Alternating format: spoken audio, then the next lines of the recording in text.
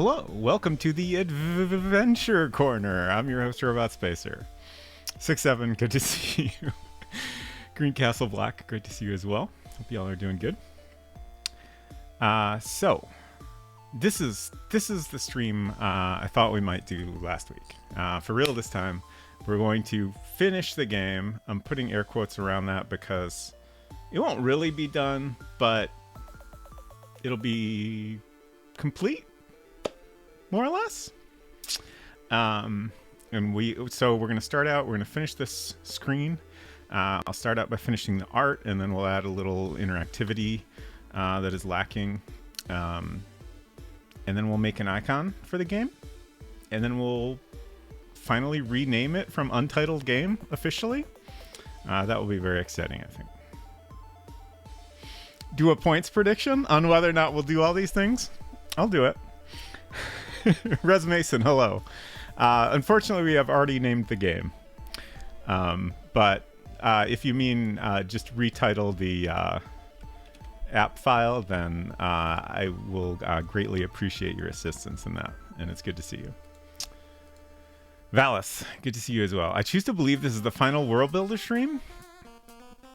That's definitely not true. So here's the rough plan. Today is pretty much gonna be the final day that we work on the game itself, I think. I can't imagine we'll do that much else with it on stream. Off stream, I've got a couple of things I want to finish up. There's a couple sound effects I need to improve on rather. And I want to go over basically all the text and make sure it's got kind of a consistent tone, maybe tweak some things here and there. And then I will send the game off to at least a couple of people to playtest it and get their feedback. And from there, I'll decide if there's anything we want to tweak before releasing it. But while that is happening, I will be doing streams where we work on the cover art for the game. I'll be starting out doing some sketches just in pencil, and then I will probably at least attempt to paint it. I continue to be extremely uncertain about how well that will go, but I figure I'll give it a shot. If nothing else, it'll be funny. And then, if that fails, I'll do some kind of marker colored pencil, some kind of traditional art version. And as a last resort, I will allow myself to tweak it in Photoshop or whatever if it's not quite to my liking. But I want something that at least has the look of being done in a traditional medium. Torsten, good to see you. What will happen with the game once it's finished? Once it's fully done, I will be putting it on itch.io for purchase. However, that will require you to have an emulator set up. So I will also be putting a version on robotspacer.software that folks will be able to play right in the browser. So I think that'll be neat to have. Res Mason says, I'm going to make stupid name suggestions in chat that will hopefully amuse. Okay, great. Perfect. Green Castle Black says, hey, Robot Spacer, have you heard of the Playdate? I was watching a stream with Ludum Dare Games, and there was an entry that was programmed on it. Have I heard of the Playdate? Oh, boy, have I. Oh, no. 1 minute.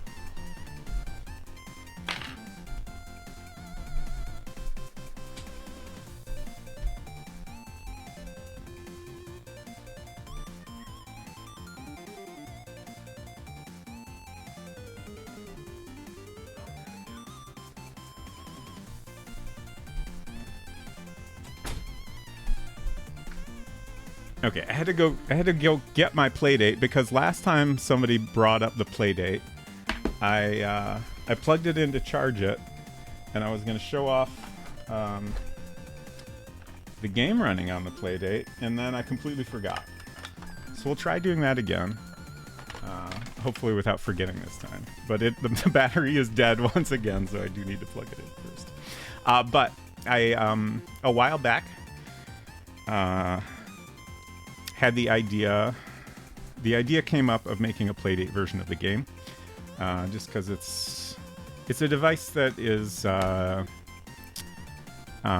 created by Panic, which is a company that started out as a Mac software developer. And it very much has, like, the screen is, monochrome, just black and white pixels.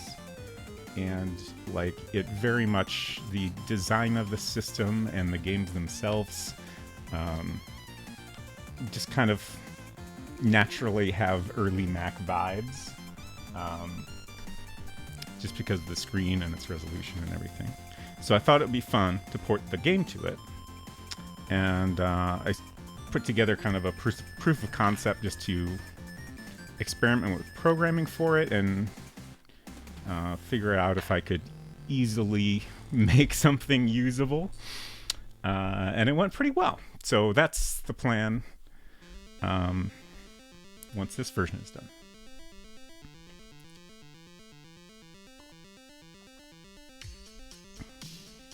But yes, for anyone that's not familiar with the Playdate, let's see.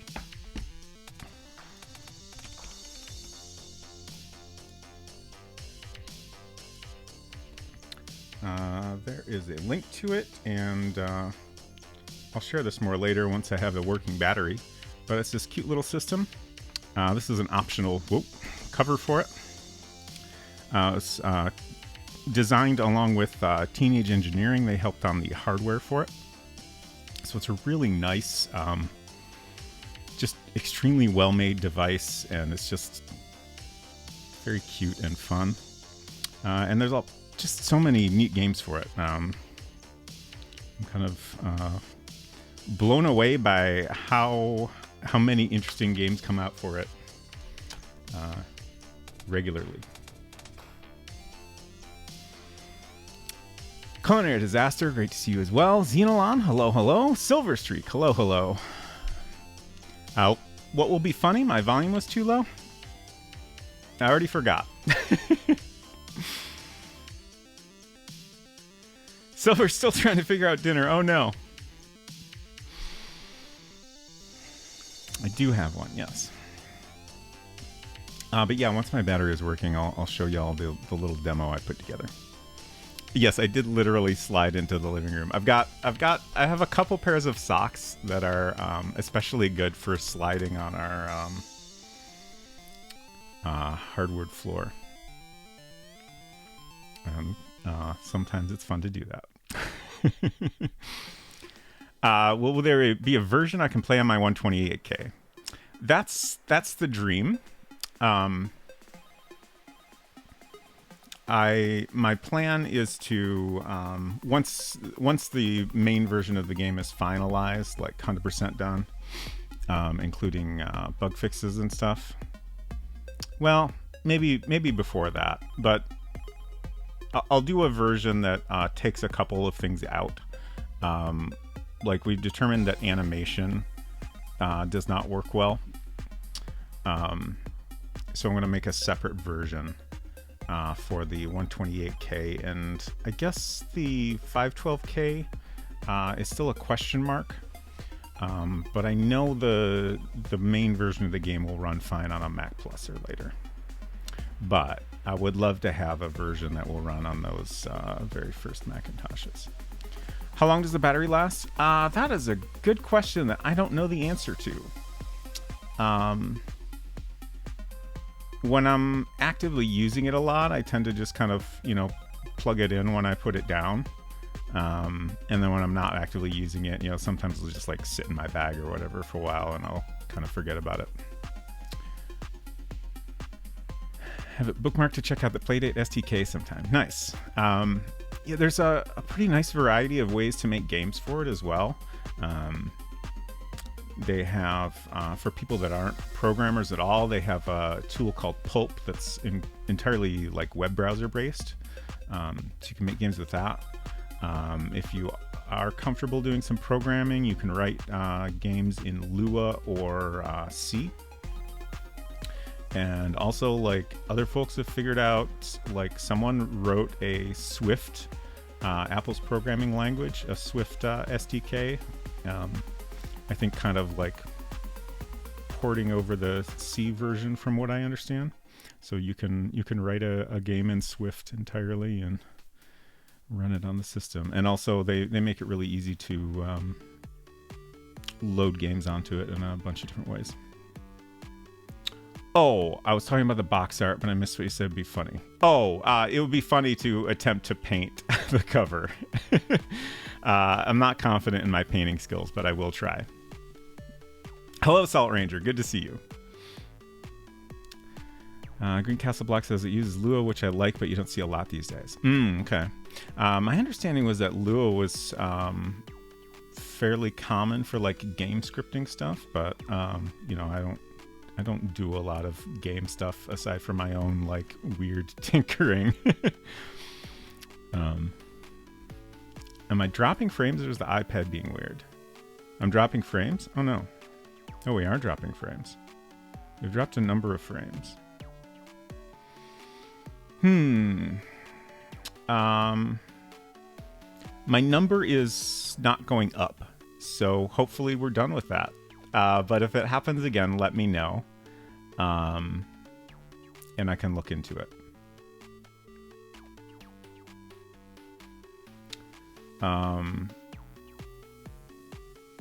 I have spent a lot of time over the past couple of years improving our home network and stuff, and like probably if there's an issue, there's not much I can do about it.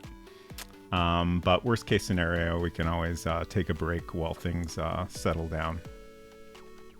Hello, Puzzle. Good to see you. Does seem stable now. Great. Bus driver looks great. Thank you. Yeah, I at the end of last week's stream, I wasn't sure how I was feeling about this drawing, but then after taking a break and coming back to it the next day, I was like, oh yeah, this actually looks pretty great. I think we can finish this up pretty quickly. So that's the first thing on the agenda. Thank you, Zeno. So, before we do that, I have a bunch of things to go over.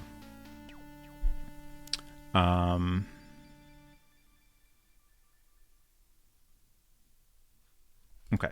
Let's see, I don't have the token. I can demonstrate one of the things I have a note about that we need to fix. So this is a cheat code, which we're going to remove, but it does illustrate the problem, which is that if a number of these items are dropped on the screen, it looks weird. And I think we can just block the player from dropping anything other than the... obviously, if you want to insert the token in the machine here, we'll allow that. But I think for anything else, we'll just block it and say, you know, don't litter on the bus or whatever. But we can get our token and put the token in. Oh god, that was so loud for me. Hopefully it wasn't too bad for all of you. For whatever reason, whenever you open up a World Builder game, it defaults to max volume, even if you had turned down your system volume beforehand. But I tweaked our ending screen a little bit. I think I adjusted the text here from last time, and I added this credits button. I have also updated the credits. So, the last time I worked on this, I had gotten up to, I think, stream 17. Actually, it might have been like 13 or something. But my previous process for updating the credits was that after stream, the weekend after, usually like the next day, I would play back the stream and just work on something else and just kind of keep an eye on chat. And whenever somebody popped up in chat and made a suggestion or whatever, I would check if they were in the credits already, update it if necessary, and go on about my business. And for a while that worked out well. but then it just became too much to keep up with. So I had a plan for a long time that I finally got to last weekend. It kind of took me most of the day Sunday, but I downloaded all the chat from all the World Builder streams using a tool that gives me a JSON file. So then I was able to basically, like, anyone that was already in the credits, I could just take the files and strip out all their comments from it. And that, significantly reduced the total number of comments that I had to go through.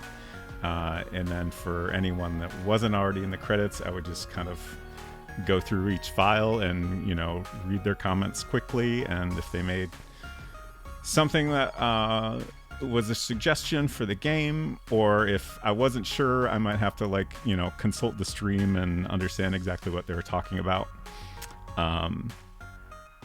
It was still a lot of work, but it wasn't too bad, and I finally got everybody's name in.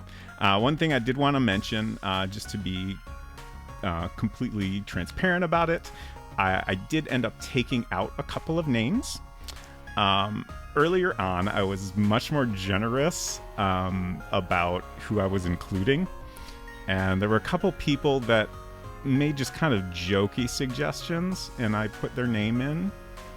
And, if we put in everyone that made a jokey suggestion, the credits would be very long, because I didn't expect this to go on for 38 streams.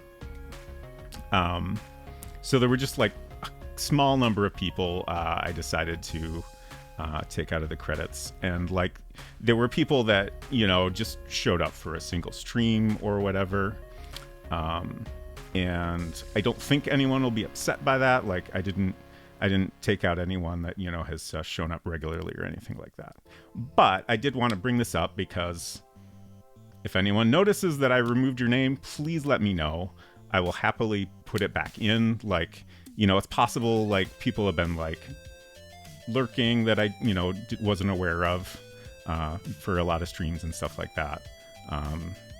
And maybe I just made a mistake or whatever. But if you feel like I've been unfair, please let me know. You are in the credits, Eden Wave. Hello, good to see you.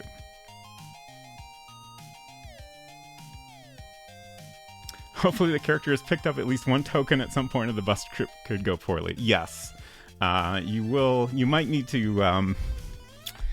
You might need to hop off the bus and go find a token. I'll be interested to see how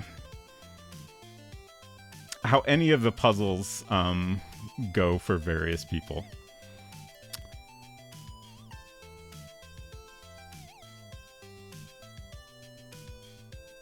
And we also have a screen of thank yous. This was kind of this was even trickier because I never really had a clear rule for this. The main credits, my rules were pretty clear. If you made a genuine suggestion, you're in the credits. And I think I was able to stick to that. But this was just some thank yous for folks that showed up regularly, just have been supporters of the stream in various ways, and didn't make a specific suggestion at some point for the game. But I wanted to thank these people regardless.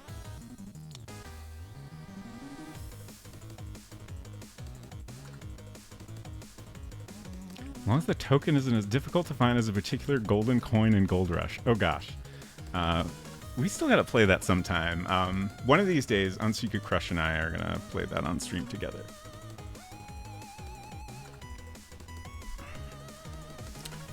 Oh, speaking of co-streams, I want to mention I am going to be doing a stream tomorrow over on Silver's channel. Silver_streak on twitch.television. We are going to be playing Lamplight City from Grundislav Games for the very first time, and I'm excited about it. It seems like a lot of folks like it, and I can't wait to check it out. That'll be at 7 p.m. Eastern. And if you go to, I'm pretty sure it's on Silver's schedule. It's also on my schedule on Twitch or at robotspacer.tv if you want to see it in your local time zone. Okay. Yeah, it is on Silver's schedule as well.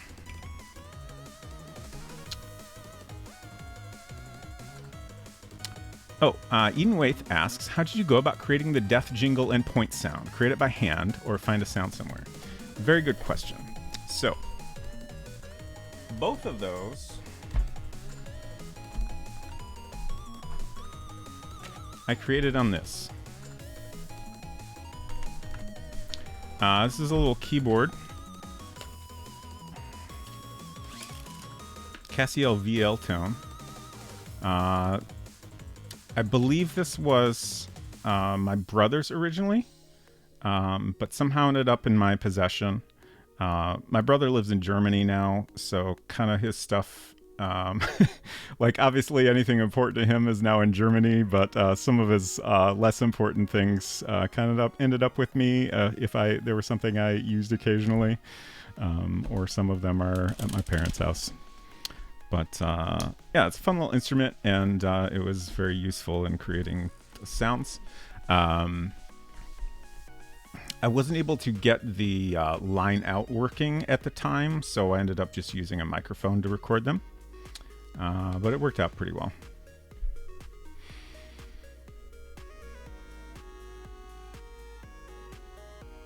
Secret Crush says, I'm curious to see if I retained any of my early game speed strats. I'm very curious what those were. I believe there's a way to hide the weapons menu if your game has no combat. The weapons menu is important. That's all I'm going to say. No spoilers.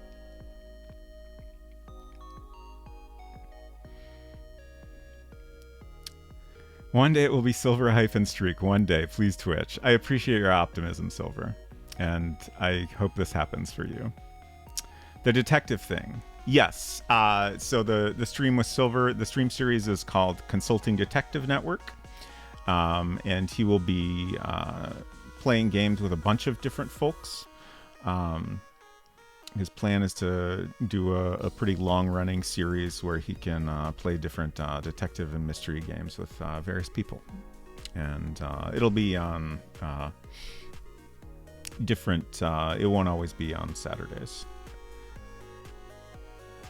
But I'm looking forward to both being on that series and also watching the games he plays with other people. There's lots of great folks lined up and lots of interesting games.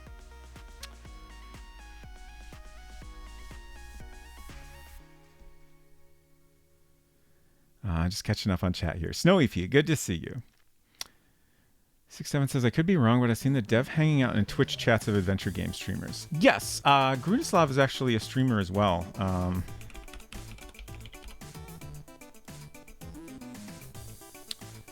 Currently working on a game called Rosewater, which looks really cool.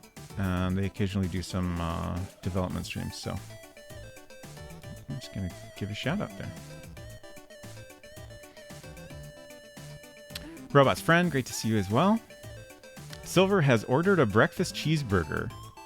We'll see how quickly it arrives. A breakfast cheeseburger? Please explain. Oh, a Lamplight City emote. Nice. Very cool.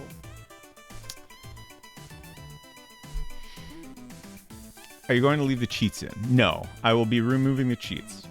I actually have removed all but the items one.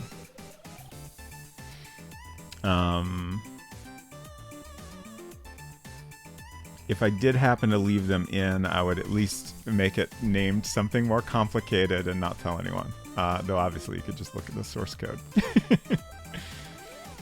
Oh, that's another thing worth mentioning. I've mentioned it before, but my plan is to, like, already World Builder is kind of designed to be very open. Like, there was a way you could contact Silicon Beach and have your game, like, locked to prevent modifications. But even on games that were set up that way, you could like open them up and poke around at them, I'm pretty sure. I'm pretty sure I've done that with Enchanted Scepters, for example. But so anyone will be able to open it up and look at the source code if they have World Builder, which is available as freeware now. But also I wanted to make the code a little more accessible to folks that, you know, don't have an emulator set up or an actual old Macintosh. So I will be putting all the code like into text files that I'll put up on GitHub at some point. I think it'd be fun to kind of share as much as we can about World Builder with folks in a way that's a little more accessible. The detective thing, also known as Silver, came up with a loose idea to hang out with a bunch of cool people and then ran with it. Yes, very good idea. Streaming earlier today, in fact. Yes, I noticed that.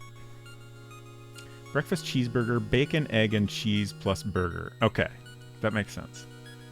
What if you add big head mode as a cheat? That would be... I was going to say that would be difficult, but it wouldn't be that difficult. It would be work.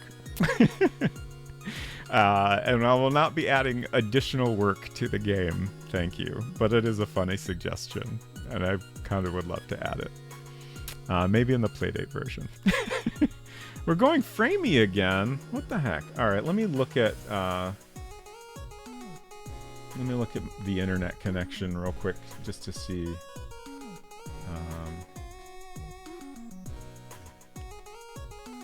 Just to get a better idea of what's happening here.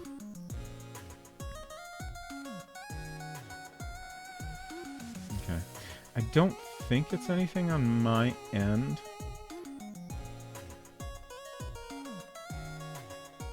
Yeah, it looks like things are fine here. So it might just be Twitch. I don't think it would be the computer. Since I started having weird audio issues, I've been in the habit of restarting the computer anytime I'm streaming. So I don't think it's the computer. Oh right, I've got a little CPU monitor in my menu bar. Yeah, and that looks all fine. CPU and GPU are both fine. Yeah, so unfortunately not much I can do, but if it happens again and doesn't clear up reasonably quickly, let me know. We can always take a little break to see if it calms down, or try restarting the stream just for kicks. Sometimes that helps.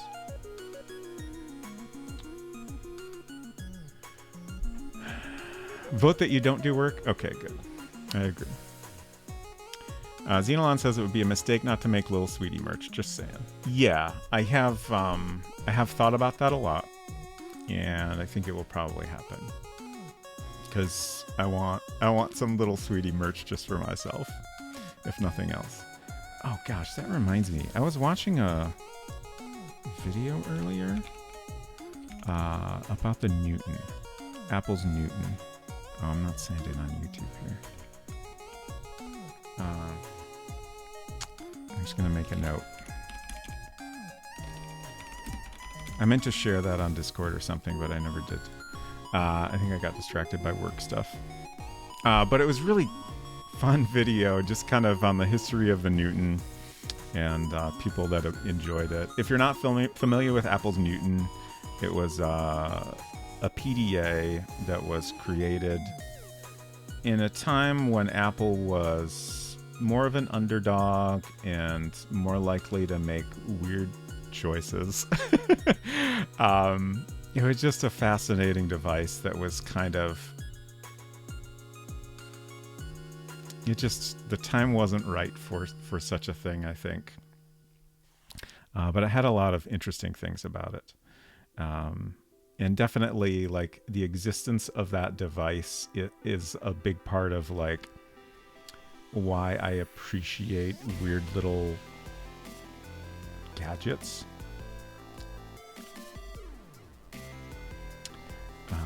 So definitely, like, there's a little bit of the Newton in the Little Sweetie, I think, is what I'm saying. Little Sweetie merch, yes please. I love everything about this fictional device. Wonderful. I would buy Little Sweetie merch just to support a fellow Detroit homie. Nice. Glad to hear that. Okay. Let's quit the game. Oh, right. I keep getting distracted by chat and in my own ramblings. Let's see. There's a bunch of other things I wanted to mention. So I updated the credits. We talked about that. Let's see. We can go back to the... Yeah. So I updated the commands menu on here. Before we just had the standard menu, so there were a bunch of commands that wouldn't actually do anything. So we just simplified that to credits. Let's see. We've updated the content warnings. I can't remember what I did with that. This game includes themes of death and relationship struggles, and accidental death is described. That was the best I could come up with. I try to be like specific about the types of content, but try to be as non-spoilery as possible. Open to any suggestions on that from anyone that is familiar with the stuff that comes up in the game if you have a better idea, but I'm pretty happy with that, I think. Just want to give folks a heads up. So there's an Easter egg in the credits, and it occurred to me that this Easter egg ultimately takes you back to the bus stop. And I realized that when you get to the credits at the end of the game, like we are now, you shouldn't be able to go back to the bus stop. And in fact, if you went back to the bus stop, you would go to the original bus stop scene without the bus there. So it'd be extra weird. And it would kind of like put the game in a weird state. And also, you shouldn't be able to go back to the game world at that point. So I fixed that. I've removed the Easter egg from the credits once you have gotten to the end. I also fixed that so once the bus has arrived, if you activate the Easter egg at that point, it will take you back to the correct state of the bus stop scene. Oh, right. And then another thing that initially seemed very complicated was that, so we handled the bus stop by having two different scenes, which actually a lot of the reason for doing that was to make the game run better on early Macs. Because we found through Xenolon's testing of a much earlier build of the game that some of the tricks I was doing, like in the study to create the dark version when the lights are off, did not really work well on an early Mac. So having a separate scene for scenes like that works out better, but that means that when you go from one state to the other, you need to transfer any items from one scene to the other. So like previously, the trickiest part was if you had, for some reason, dropped the token in the bus stop and then got to the end of the game, since you were in a different scene, the token would not be there anymore. And you basically wouldn't be able to win the game because you would have no way to get that token. Unless you knew the cheat code, I guess. But I had already solved that issue with the study, so I just took that code and modified it slightly and put it in the bus stop scene as well. Basically, all that does is it loops through every item you can pick up in the game. It checks if it's in the alternate version of the scene, and if it is, then it moves it to the current scene. It's very clunky. Also, I had to update it because I completely forgot about that code, and there were a couple items that wouldn't get transferred from the study with the lights on to the study with the lights off. Oops. So it was kind of good that this came up and I was able to catch that bug. Remember to leave some glitches in for speedrunners. We'll see. I will say I'm definitely of the mindset that if there's a bug that is beneficial to speedrunners and normal players aren't likely to ever run into it, I would just leave it. And definitely with World Builder in particular, Like any bugs that don't seem like something that's, you know, going to happen to someone playing the game normally, I'm not going to worry about them. It's a very complicated to deal with programming language, and I don't want to overcomplicate things any more than they already are.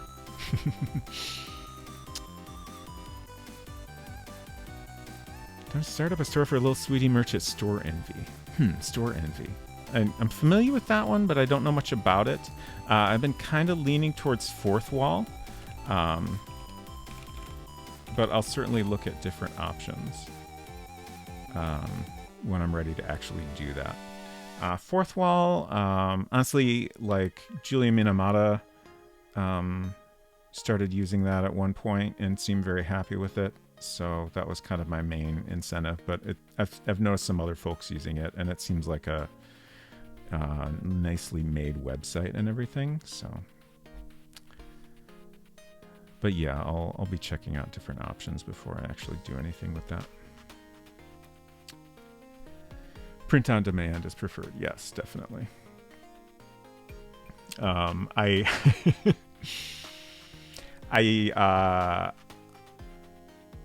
I feel like print on demand stuff has improved a lot. I used to strongly prefer properly screen printed stuff. And last time I had shirts made, honestly, almost every time I've had shirts made, which is a pretty good number of times, I've ended up with extras. And last time, I still have a large number of June Cloud t-shirts scattered about. That's my my company, my app company. But yeah, I kind of made those mostly to give out to folks when I went to conferences and stuff, and then I never did that enough. And I kind of put them up for sale, but I didn't ever really promote it. I don't think anyone ever ordered one online. But yeah, I won't ever order a large number of shirts and then try to get rid of them. It's a bad idea. They're not really scattered, they're in boxes. Sure. That's true. Okay. Is that everything? I think I covered everything this time.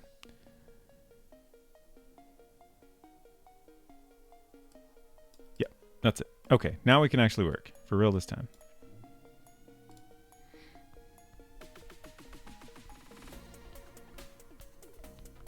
I'm pretty sure I know where the boxes are. Let's see. I think we've done all the stuff in Mac Paint that we need for the bus driver scene. I think we just need to finish up some vector art stuff.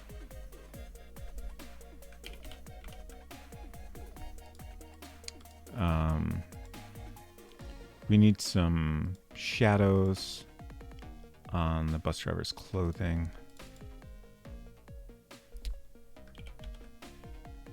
And then we need the black rectangle in the background. Oh, right, and the steering wheel. The steering wheel, we might actually go back into Photoshop for.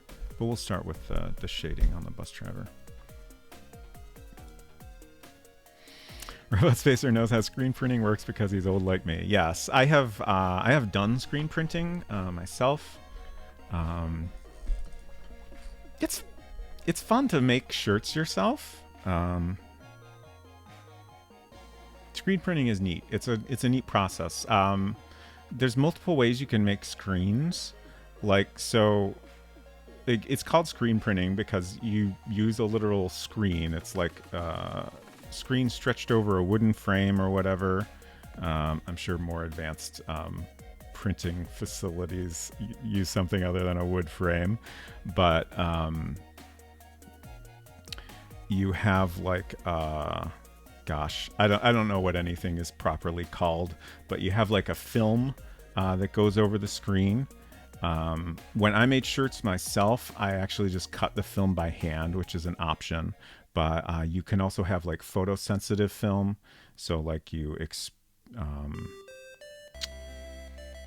covered up. I've never actually done that process, so I don't entirely know how it works. But you basically cover up the film with something that is dark over the areas that you want to stay, and is transparent over the areas that you don't want. And you expose it, and then you get the screen year after. So and then you take like a squeegee with ink and just push it over. And that's kind of it. And you set aside the shirt and let it dry, and do another one. Unsecret Crush has also done screen printing. She says, I actually got a job at a screen printing place thinking I would learn the process and then get my own equipment and print shirts to sell, but instead I learned that equipment is expensive. Yeah, when I printed shirts myself, first of all, it was a very manual process. So the equipment I had was not expensive or advanced. But also I did it at school. My school had a lot of nice facilities for doing stuff, and they had the screens I could use. I just had to get a hold of some film, I think.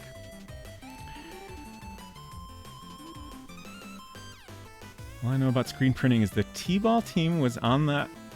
Was advertised by some screen printers. Oh, and I think I did some in middle school art class. Nice.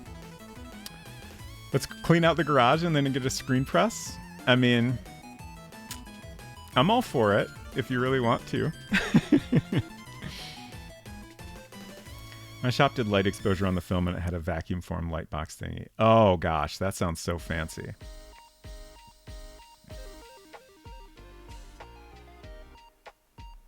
Then power wash the uncured solution in a bathtub. Oh man, that sounds great. But that makes it a whole lot easier to do. And get consistent results too. Puzzle says it was definitely a case of one of our friends in high school got a screen printer, so we all went to go mess around. Lol. Nice.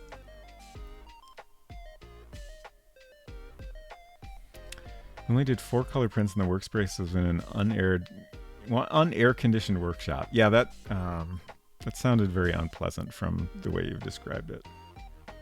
I don't think I've ever done anything that was more than one color. Okay, so I'm gonna look. I'm not gonna bother putting it on screen, but I'm gonna look at my reference here real quick. I think I'm just gonna kind of make up my own shadows, but I do want to look at the reference just to.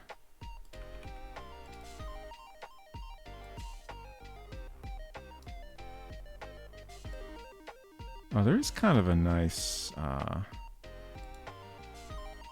highlight on her pants.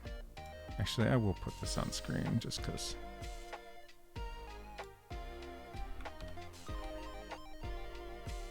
Let's see. Hopefully that's right. There we go.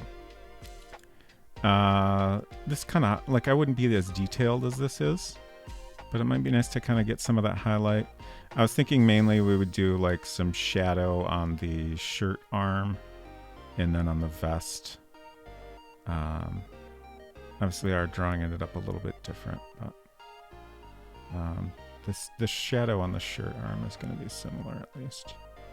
And then I'll figure out what to do with the steering column here. This might be a good guide, have some light on this side of it. And then it'll kind of fade into black is the idea. And we'll probably want to put a tiny bit of detail into her shoe, but I don't think I'll worry about it too much.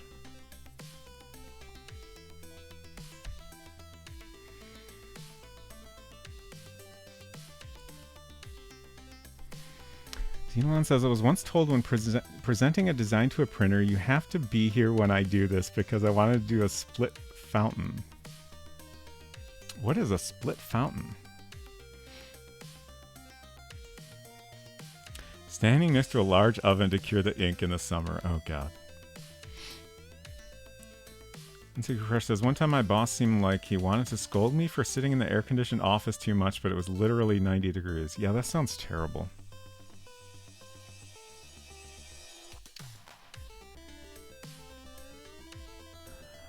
Okay. So let's start with the shirt. Polygon.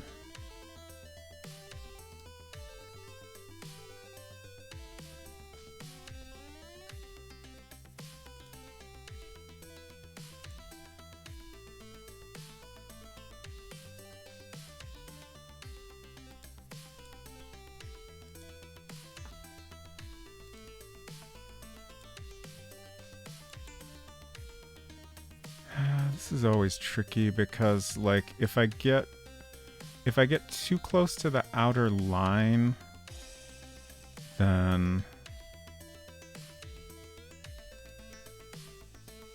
it just could potentially end up looking weird. Ended earlier than I meant to, but it's probably fine. So this is going to be, oh, that's the pen. Wrong thing. This is going to be a pretty subtle pattern, I think. Yeah, I guess that's pretty good. Yeah, I think that's fine.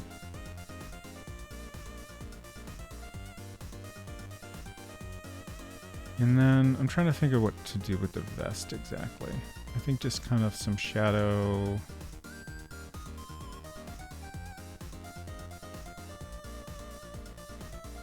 In here. I'm just trying to think of where exactly the shadows ought to go.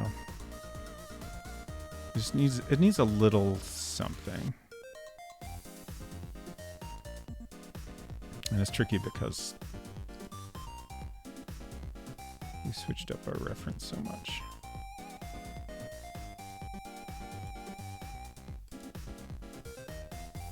I'm kind of thinking just something like that.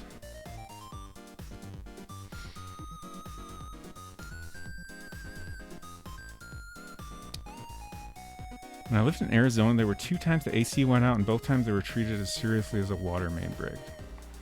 Yeah, I feel like that makes sense for Arizona.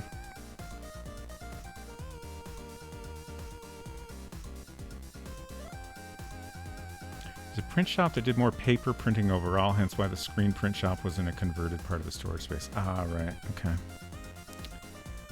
Okay, so this will be... Shoot. I wish we had a pattern that was darker than this, but not as dark as that. But that's not a thing, huh?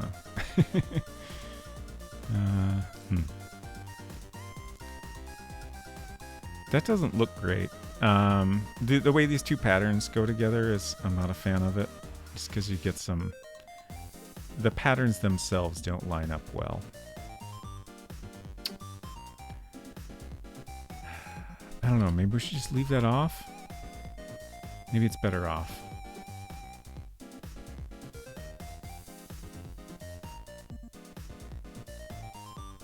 Alright, let's experiment with a little highlight on the pants here. This is tricky. This is one of those, it's hard to draw on top of a pattern in here. So let's fill this with white. It's like it gets... It's like the way that the tools work, like the cursor is inverted. Which is fine if you're over, like, you know, a solid color. But on a pattern, it just... You know, depending on the positioning. Like, if you're in just the right spot, here I can see where the center is. But here, it's like, what am I even looking at? And then, like, even when it's just a bunch of lines, like, it's kind of hard to tell. In some ways, I appreciate the advancements in drawing tools over the years.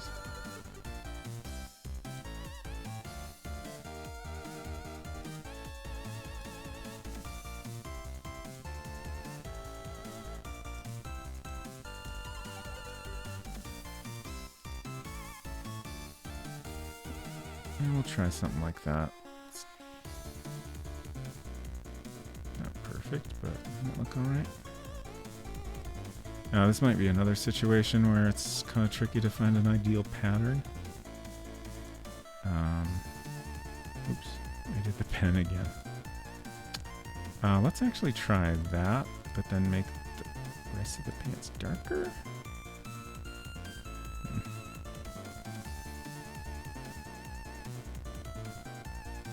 Maybe I'm trying too hard. Maybe we should just leave the pants a flat color also.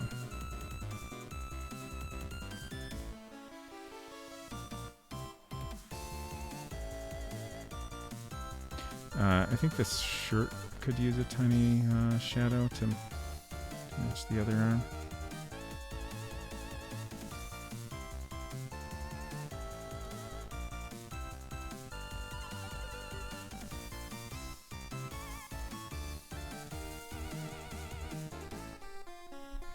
Maybe that's all we need. Let's figure out the steering column. Burger has arrived. I've done goof by putting some burger seasoning on it. The lid fell off the seasoning. Oh no! Oh no!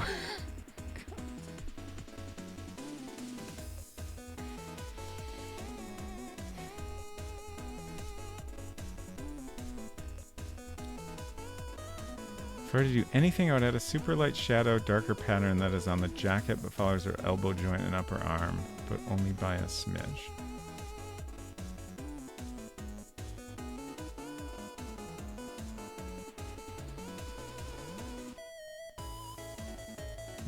By the jacket, you mean the vest or the shirt?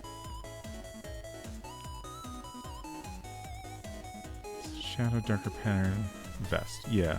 I mean, I tried that. It's just the pattern choices we have to work with. Like, it didn't look great. I was not happy with it, and I think it's better off just as it is.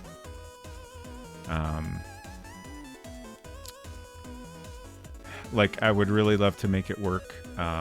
If we had more patterns to choose from, I could absolutely make it work. But I think I'm just going to drop in the background and see if I'm happy with the with what we have here. Aside from the steering wheel situation.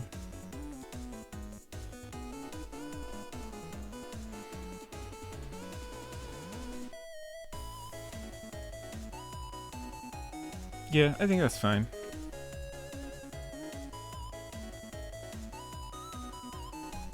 Like, I'm not 100% happy with it, but I'm not 100% happy with any of the art in this. So that's okay. Oh, that's weird. Why didn't that? Oh, that's the hand. You can set a fill on a bitmap? What? It doesn't do anything. I'm trying to select this back bit of leg here. Is that it? Nope.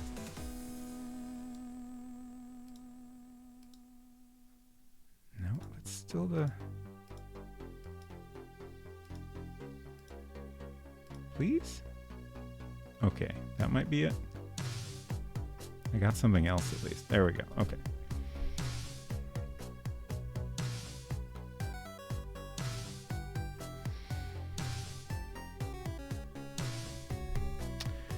A free order of onion ring for some reason. I still have fries. This is a win. I'm also wondering if it was free because they had onions made for giants, as one of the rings is larger than the entire burger. Oh, wow. Okay. So let's do the steering column next. Let's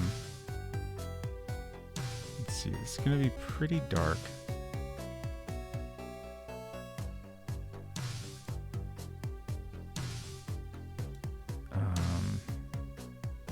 Trying to decide how to handle this. I'm going to draw a highlight on the right side of it. And then we might actually just make the rest of it fully black. Can't decide.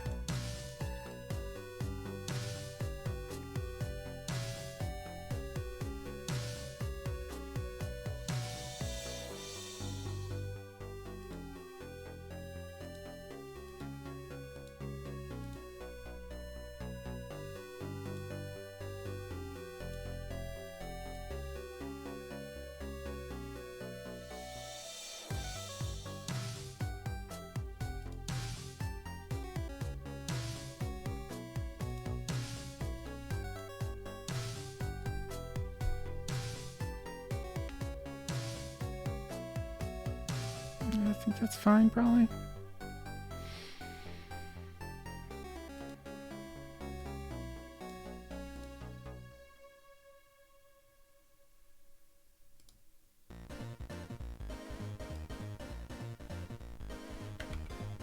Just gonna see if I could make it a little skinnier, in a very cheating sort of way, but I think it's worth it. Yeah, I think that shade's better. And then we'll have to go finish the steering wheel up in Mac Paint.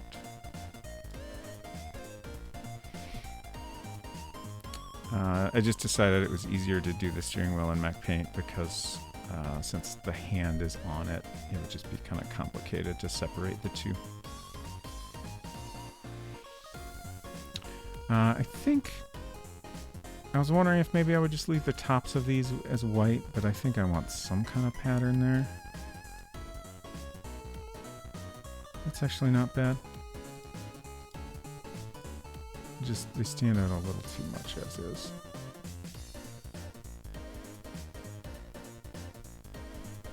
Yeah.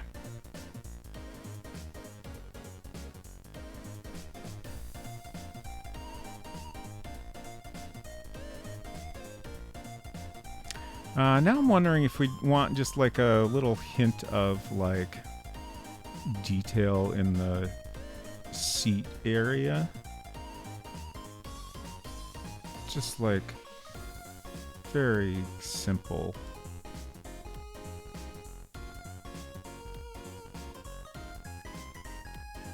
I'm trying to think. I'm looking at the reference. Like I definitely don't want to hint at anything as complicated as what this actually looks like, but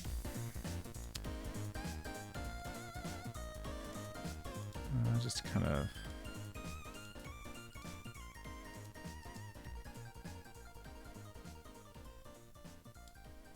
suggest what is going on down here.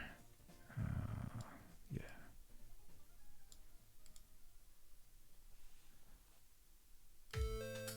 Yeah, I think I kind of like that.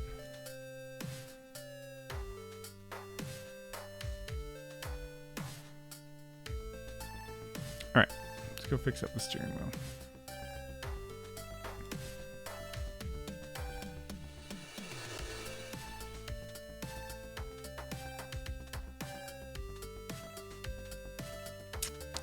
Culinary says, I found the best burger place in my town. They have amazing Beyond Burgers and curly fries. They even make their own habanero ranch. Nice. Silver says, IMO, the best burger place in town is called Buster's, run by Buster himself and his son. Cash-only place, only open 11 a.m. to 2 p.m. Absolutely fantastic. Nice.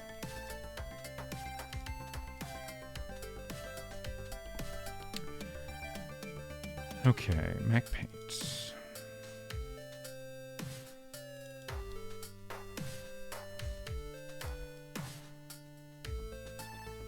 Okay.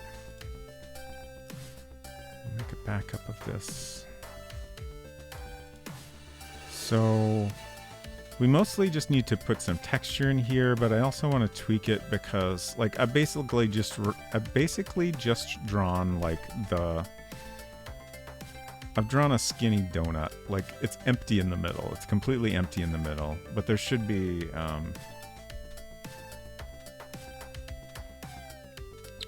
you know, more of a steering wheel. It should be a complete steering wheel, or at least suggest it slightly more. It doesn't have to look exactly like this, but I want to try to put something in the middle there.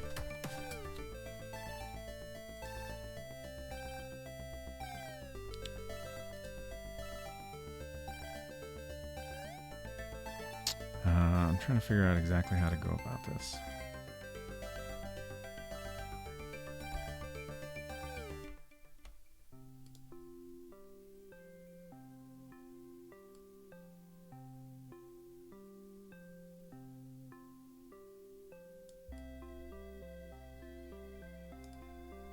I'm just kind of roughing this in, and then I'm going to tweak it.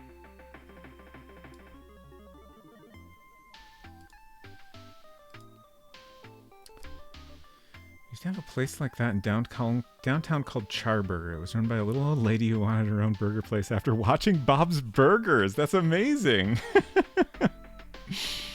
I love it. Why is this being weird? Okay.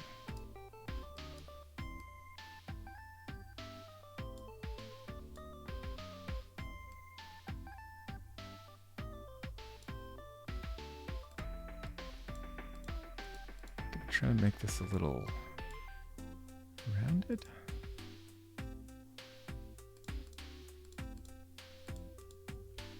Yeah.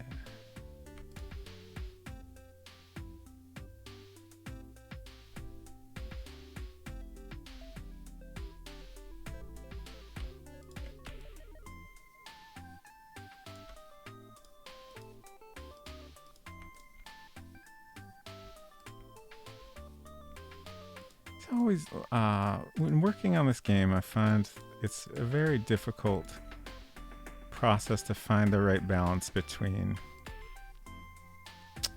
working on a thing until I'm actually happy with it versus working on a thing till I'm happy enough with it and it feels like the same kind of amount of effort I put into everything else.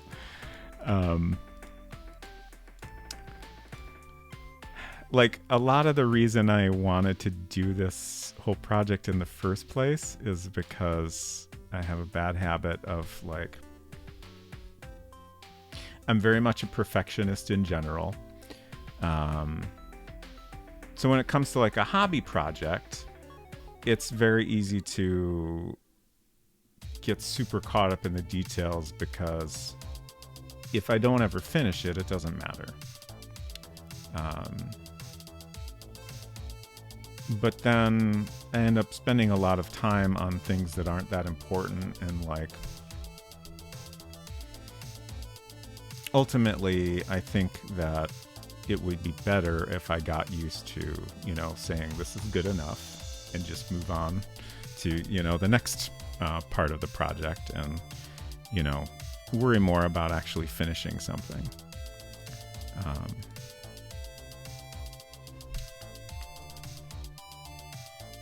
Yeah, there we go. That looks pretty good, I think. So, like, even though it has taken an entire year, when I was originally planning to, you know, take a month and a half, I do feel like I've it's been a good project, and has helped me get better at you know, saying, hey, this is fine. Let's just call it done. It looks pretty good, and let's move on and work on the next thing. Okay, so I want to shade this, and I'm trying to remember what patterns I use and what pattern I want to use for this. So I think we had that for the windshield, and I think we used this for the steering column highlight. So maybe that's what we want to use for the steering wheel as well.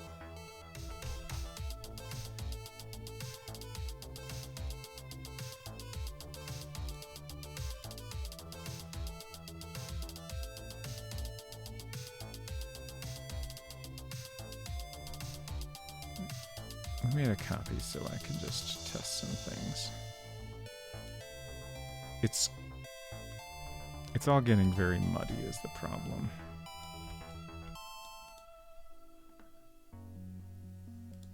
But the center part, I think we want the same shade as what we did with the column. And then should that be like we can add a little shadow, a little more shadow in here to make it more clear what's going on, but that might still be kind of too messy. Maybe we can't win, actually.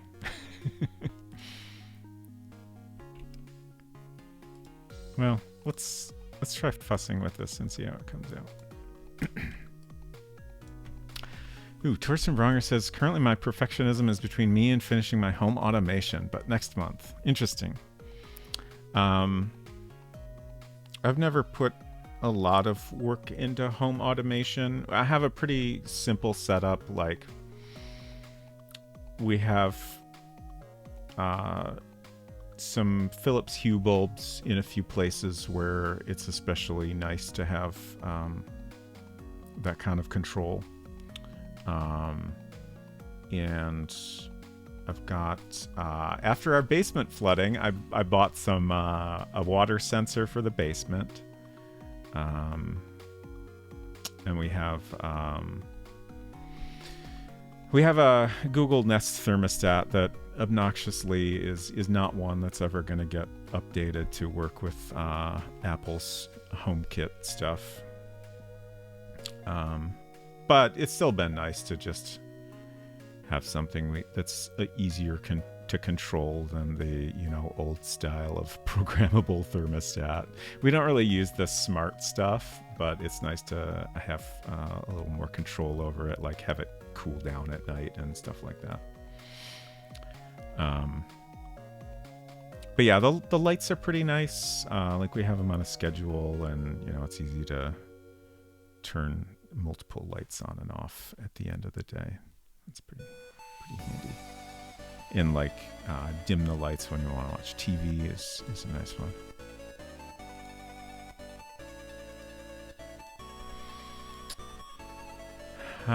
Silver said, A, you said you've started a ton of games but never really finished them. B, you're using a tool set not designed with modern quality of life in mind. Those things combined means your progress and completion of the game is fantastic. Thank you.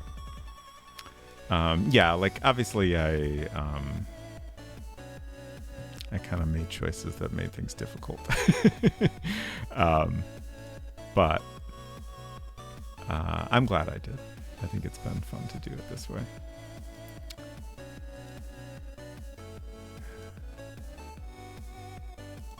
It's kind of a bummer, like these fingers here just kind of get lost, and I'm wondering if it's maybe better to just shade them like that.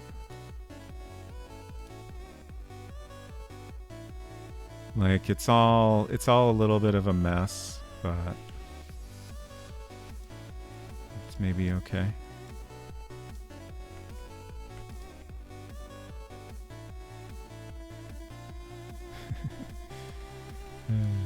It's tricky.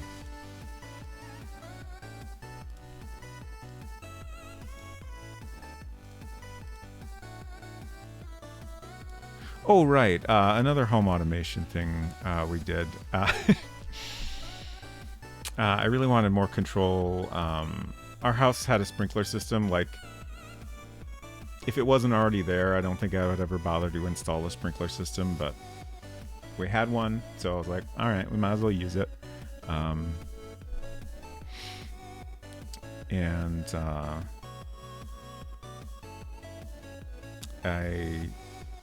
Wait, why did we decide to replace that? I feel like there was a specific reason, but anyways, I guess maybe I ended up doing this because our sprinkler system stopped working, and I thought maybe replacing the control unit would fix it. So I got a Wi-Fi enabled one, because I figured it would also be nice to be able to control that stuff. Kind of like the thermostat, be more efficient, like be able to, make sure it's not going to run when it's been raining and stuff like that. It turned out that wasn't the problem. And it's kind of been a hilarious journey of like last year we finally got it fixed. We thought we were going to have to like replace a large chunk of the wiring, but they came out to do the job, and it turned out there was like a wire that was coming down from the non-functional rain sensor on the roof, and it was the control wire. So like cutting that completely disabled the whole system, which I didn't even know was possible. But they just fixed that, and they were like, you might want to put like a piece of plastic tubing over it so the lawn guys don't accidentally cut that, because that was 100% what happened.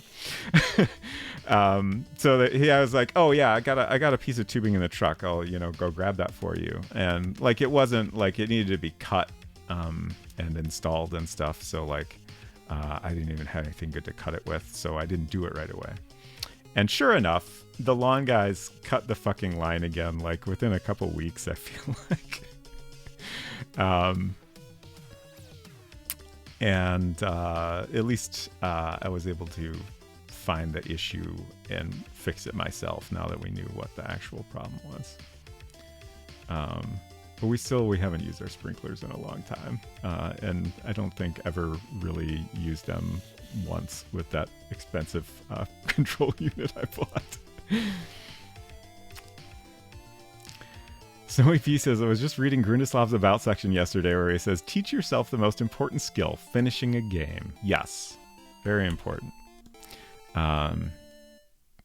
Hopefully I am learning that skill. Let's drop this steering wheel in and see how it looks. Oh yeah, Unsecret Crush says we bought the Nest thermostat before Google bought the company. Right.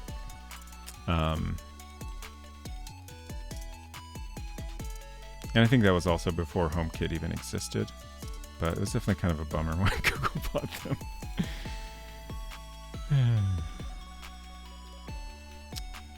But obnoxiously, like, I wouldn't be opposed to replacing it with something else that supports Apple's HomeKit, but I don't like the look of any of the other options. Oh well. At least it's not that big of a deal. You know, we can still control it. We just have to open an app. It would just be nice sometimes if I could, you know, use Siri to turn the air conditioning on or whatever. Sometimes it's fun to yell at a computer to do things and then it doesn't hear you correctly and something hilarious happens instead. All right. Yeah. I think that's pretty good. Yeah.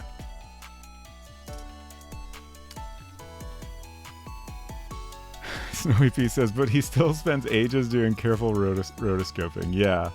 The art in Rosewater is very cool, and it looks super time consuming. But, like, you know, if you know how to finish a game, which clearly he does, like, you know, then you can make better choices about, you know, where to spend extra time. You just gotta you know enough to, you know, not get too carried away with details and fussing around.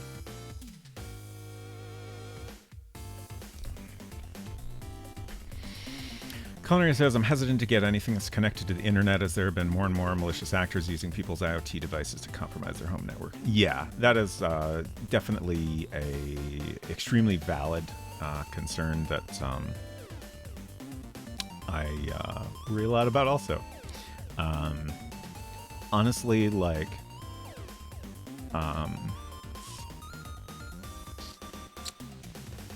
I would recommend to most people not to get anything with any sort of like Wi-Fi or Bluetooth connectivity unless you really, really want it. And if you do, you should always keep up with software updates and stuff.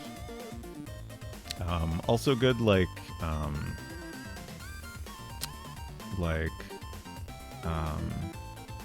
again, Apple's HomeKit, like, if you buy a compatible Wi-Fi router, like, you can have those devices isolated on the network, which is a pretty nice feature. Kind of minimizes any potential damage if something does get compromised. So there's things like that that can help reduce the risk. But yeah, like, so many things like washing machines and refrigerators and stuff. Like, you know, if you get the high-end model, it's probably going to have an app and Wi-Fi and shit. And I'm like, man, don't. Just don't. It's not worth it. You don't need that.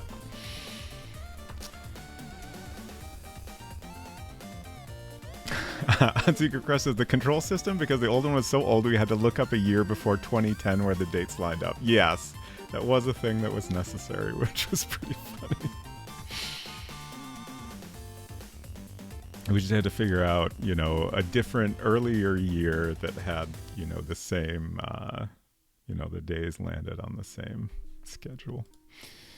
Okay, we're done. We did this. It's finished. Completely done. Now we just gotta write some code. So, let me look at my list here. Final bus entrance scene. Okay, so we need to prevent dropping items, as I discussed earlier. That should be pretty easy to do. We basically just check for the word drop. And if that's in there, we're like, don't do that. We already have a token or a code to insert the token, but we'll want to take a look at that and make sure we're happy with the way that works. Excuse me. I have a note to click on the fare box for info. That's kind of an optional thing. Like, I was kind of thinking maybe if you click anywhere on here, it just kind of prints out in text what it says here. I feel like that's appropriate and kind of fits with some interaction we've done elsewhere. And we'll also allow you to, like, look at box or look at fare box, stuff like that. And then I figured, since we support talking to Brisket, that we would also be able to talk to the bus driver. If nothing else, we need a way to learn what her name is. So we won't do a ton of interaction in that, but we'll at least enable a talk command. And I think that's pretty much all we have to do.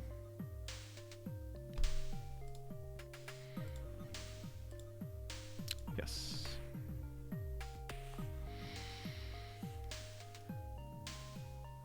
Robo's Bizarre Adventure. Getting started with the name suggestions, I see. The Dark Bus of Doom.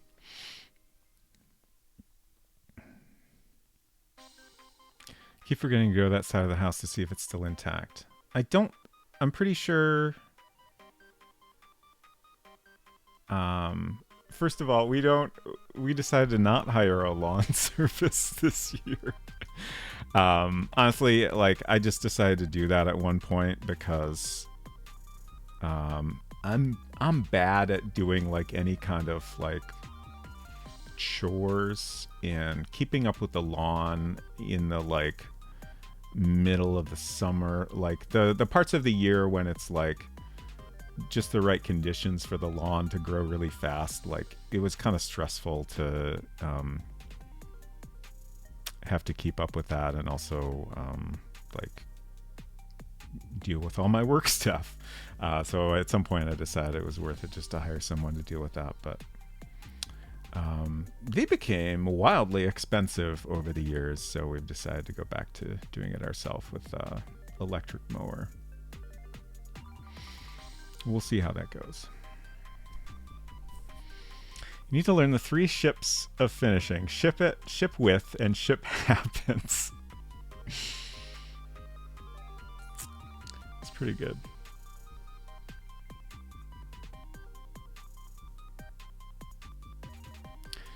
Eden Wait says, me yelling at Siri these days is generally when I'm trying to set a timer on my watch and it completely gets the time wrong. Let's see. I'm trying to think of my my hilarious Siri experiences. So we have frankly too many Siri devices in our home, but we have a HomePod. So if you're not familiar, that's Apple's, like, it's a speaker, and you can talk to Siri just by saying Siri, hey, do whatever. And it's kind of nice, but oh, actually, you know what? I just realized it hasn't unintentionally activated in a while. It used to do that much more often. I feel like it's actually improved, which is surprising to me. But like, the hilarious things, I think, generally fall in the categories of accidentally activated when we weren't even talking to it. We told it to do something and it completely misheard. So, like, Often I'll create reminders. Like, honestly, that's like the number one thing for me that I like about Siri. Like, I can just, if I think of a thing I need to do, I can tell Siri to remind me, and then continue on about, you know, doing the thing I was actually trying to get done. As opposed to, you know, getting distracted by writing a thing down and then, you know, something else gets my attention, etc. But yeah, a lot of times it'll mishear me and put something else on the reminders list. Baltimore, hello! Welcome, y'all. Hope you had a good stream. What did you think of Book of Unwritten Tales 2 so far? I was lurking a little earlier, and very nice graphics. It looks like a pretty well done game. I hope you're enjoying it so far. I was rambling about Siri. But we have also just finished, I think, the final art for the game, aside from like the little icon and stuff.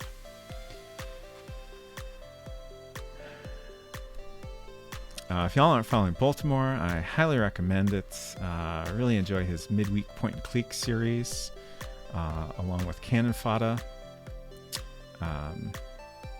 And also does like Rocksmith streams and a variety of other fun things. It's a great house so far. Nice. I don't know that I've ever heard the term great house before. But I have heard shit house, and I assume great house is good. It's got great in it, so. Hey, Cannon Fodder, good to see you. It's the opposite, right? So for anyone new here, we were working on a game on World Builder from 1986 for the original Macintosh. We've been making this game for over a year now. I've made it almost entirely on stream, except for some just occasional little tweaking of things. And we're finally almost done. Keeps getting a little framey from time to time, but always briefly. Man, that's weird. Yeah, we have overall 6.2% dropped frames, which is not great. But like most of the time it seems fine, so I don't know what I could possibly do about things.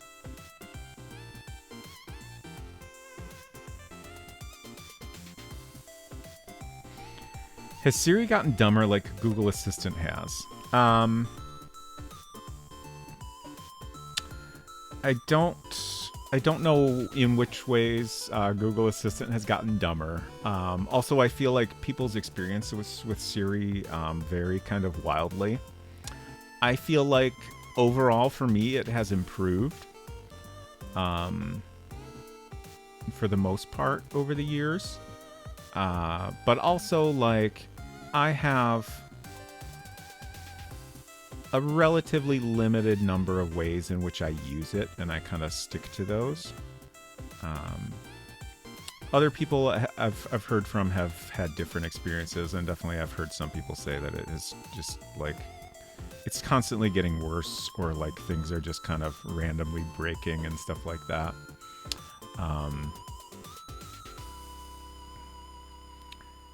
But yeah, I feel like there's just so many different variables. Like, you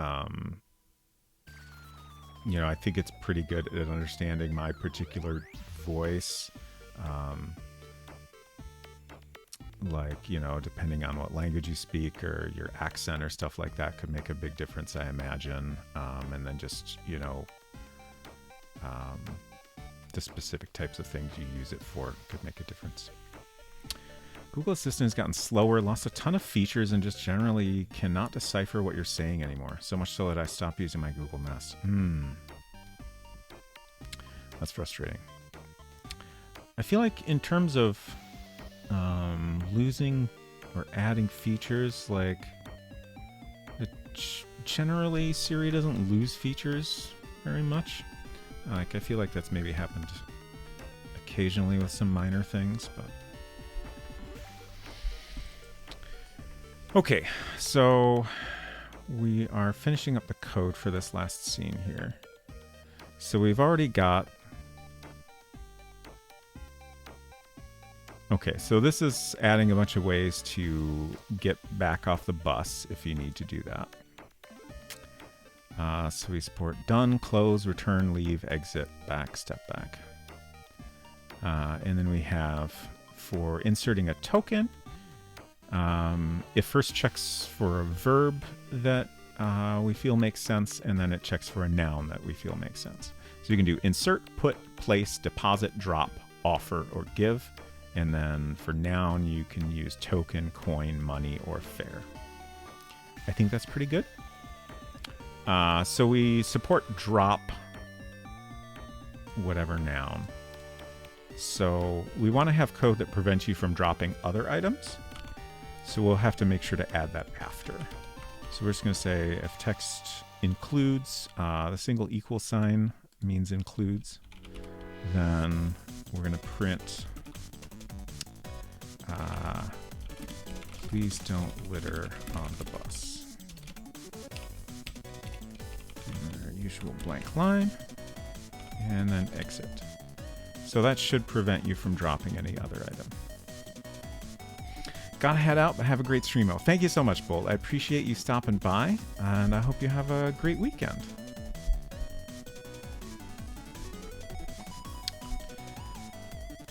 Okay. So that's one thing taken care of. For folks that just came in, we're preventing dropping items here because I forgot about it once again, that we need space on the ground for items to land. But in this case, it's reasonable to just say, hey, you can't do that here. A lot of the items, like in World Builder, like if you drop an item, it will just appear in a specific place where you put that item. So whatever room you drop it in, it always appears in that spot. So you kind of need to think about that in advance and leave like a section of the lower screen that is appropriate for having items.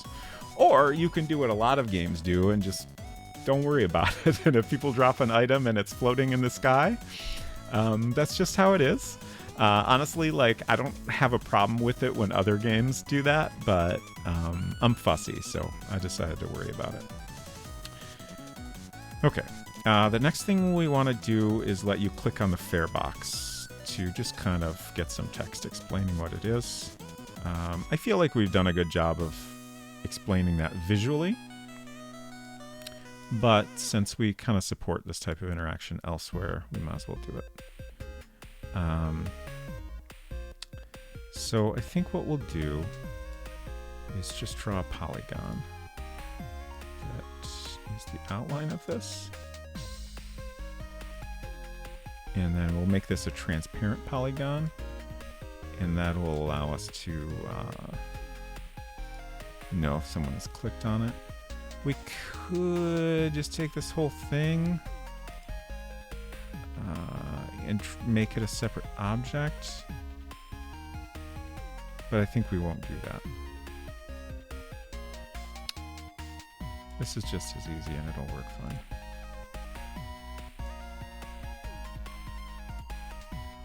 Okay, so we need to add an item once again.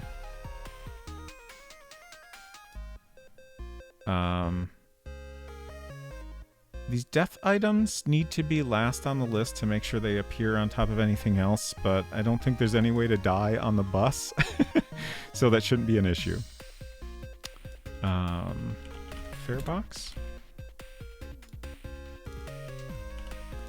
And then we need to make this completely transparent. So no pen, no fill.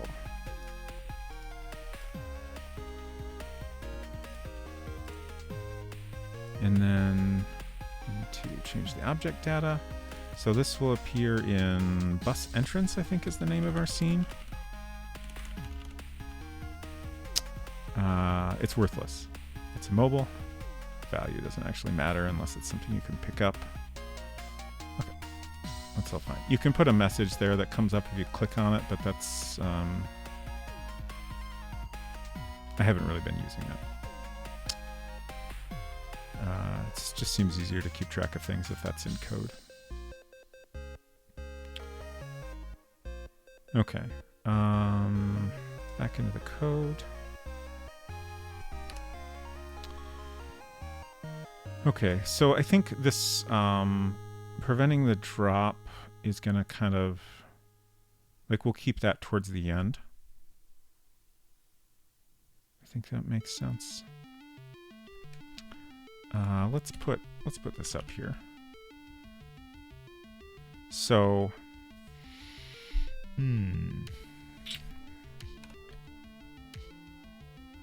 shoot, how do I detect if they clicked on something? Is it click $? I'm gonna have to, let's look at some code we have just to make sure I don't screw anything up here. So let's see.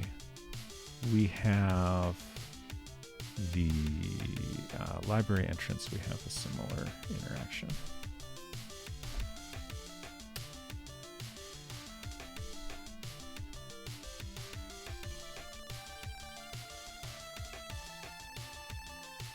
Okay, yeah, it is click $. Okay. Yeah, I'll just copy this block here.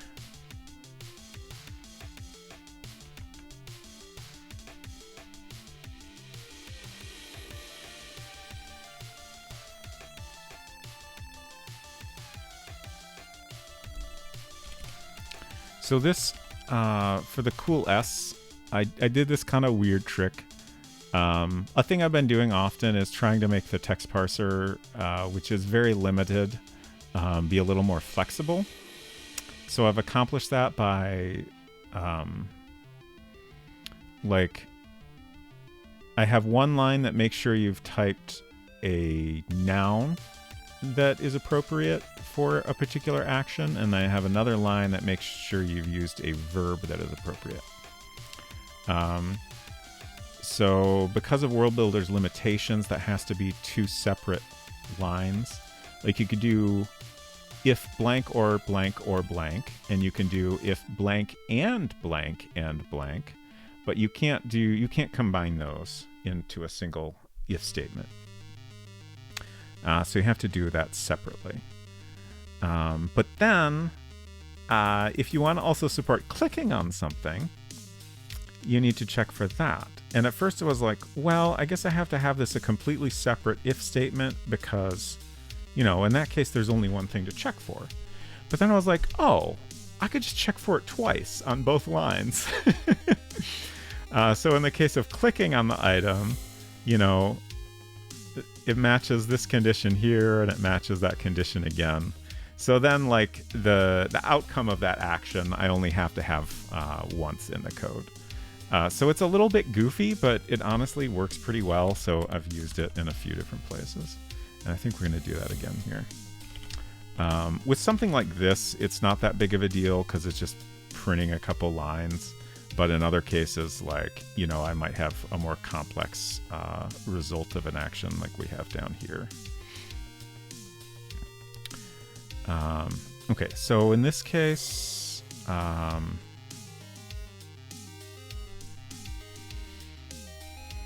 we'll support...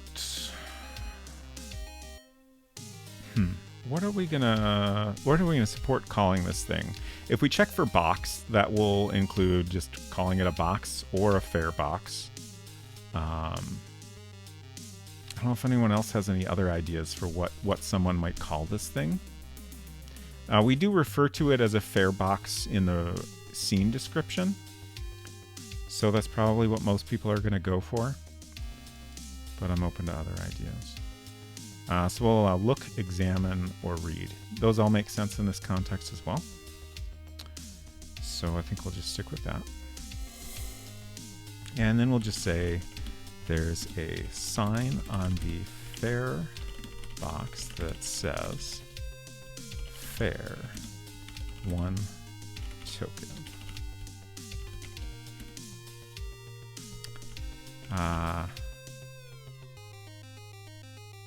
There's a small slot on the top of the box to insert a token. Don't need a quote there. I don't know why I'd put that. All right, that seems fine. Easy enough. And then talking to the bus driver is our last action. So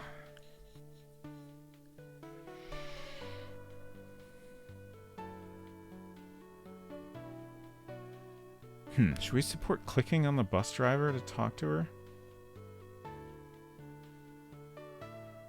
I don't know. That feels rude. Feels rude to click on the bus driver, so maybe we won't support it. You'll have to type talk. If text $ equals talk. And again, a single equal sign means includes. I'm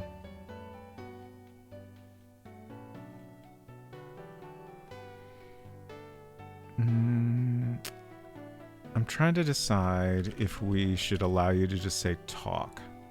Ooh, we might have...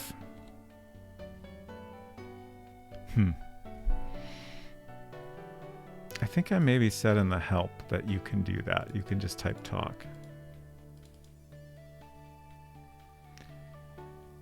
If you happen to find someone to talk to, type talk to start or continue a conversation.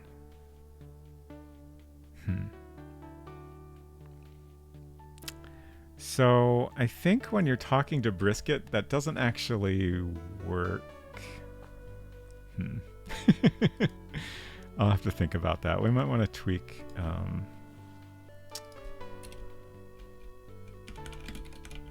How that works.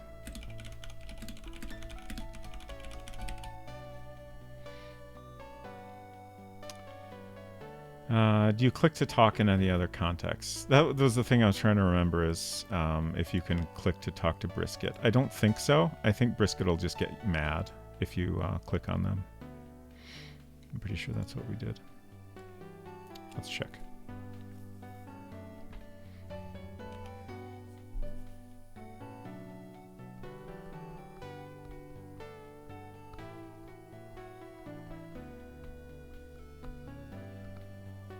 I gotta keep an eye on the time here. If I'm not starting on the icon by midnight, I should. I think we'll be okay though. We're making good time so far, despite all my rambling. Okay, it's also worth noting like the interaction with Brisket is a little bit different because we have a close-up, but. So that's handling if you mess with the light while Brisket is still there. Oh, what was that? Okay.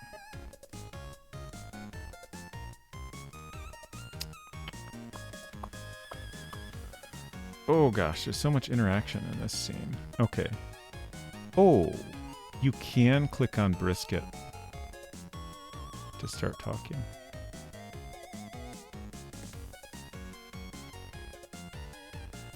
But you have to type talk to cat or kitty or Brisket.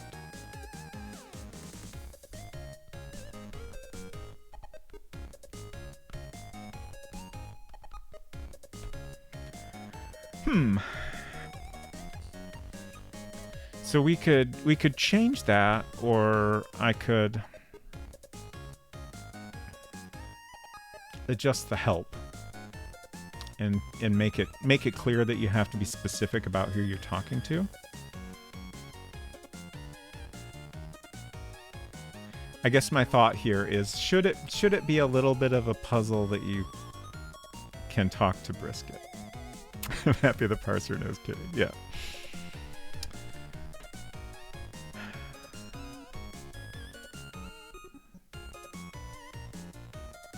Like, obviously, if you're trying to talk in the room where Brisket is,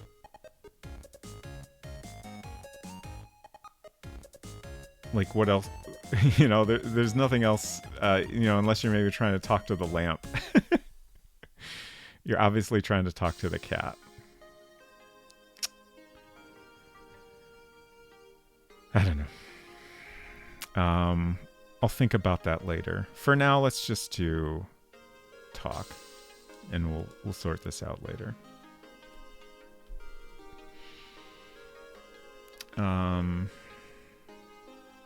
We all talk to cats, but they never listen. True.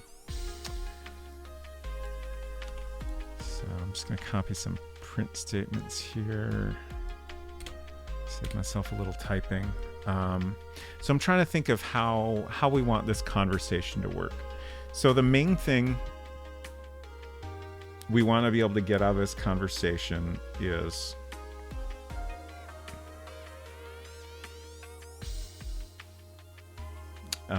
learning Sharon's name. I'm just trying to decide, like, if we want more than one dialogue response. Like, there's a few different ways we could do that. We could have just the same text repeats anytime you try to talk to her. We could have a few different responses that are just chosen at random. Or we could have a few different responses that cycle through. The kind of cycling through a conversation is pretty much what we did with Brisket. But in that case, like, there's story stuff happening there. So it's kind of, it's necessary to do that. But the other thing with random stuff is, like, if you have a limited number of options, then you're going to get frequent scenarios where it repeats the same thing multiple times in a row. Does the parser recognize meow? Does Brisket respond with, I can speak your language just fine, don't sully mine? No, not currently, I don't think. But I am writing this down. Thanks for giving me more work.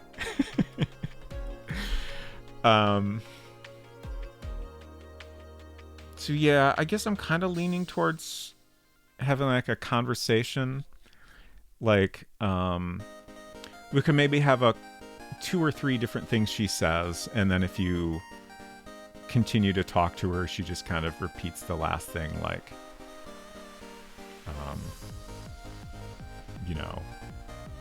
I guess encouraging you to, put in your token and go have a seat, probably. If you call the driver Karen, she could say that she's not a Karen. Yes, we could say that. We did have a poll over whether the driver would be Karen, Charon, Karen with a K, or Sharon, Sharon. And Sharon won. So that's what we're going to go with. But it might be good to sneak in a little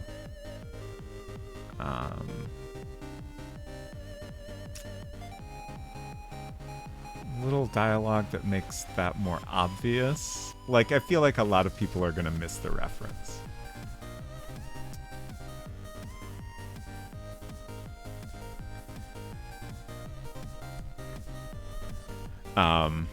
Like, I think, the thought I had was, like, I feel like it's slightly more common to pronounce Karen as Sharon. For example, if you've played King's Quest VI, that's more how they pronounce it in that. Or at least if you played that with on CD-ROM.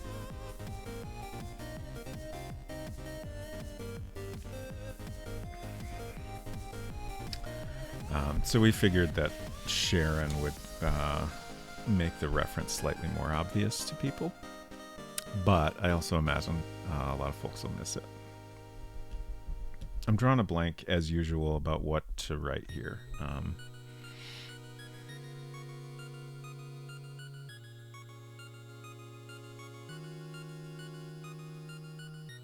I should have wrote something up before stream, so I'd have this all ready to go. For the Greek pronunciation of Karen as a hard K sound. Right.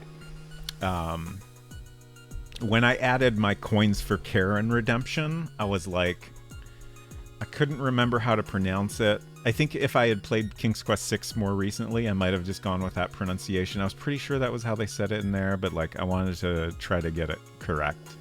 And, like, it seems like there's a lot of variation in what people said are correct, but from what I gathered, Karen, or at least something close to that, I don't know if I'm quite getting it right, seemed to be the agreed upon pronunciation from most knowledgeable people. What should she say? Should I just put in some placeholder text here?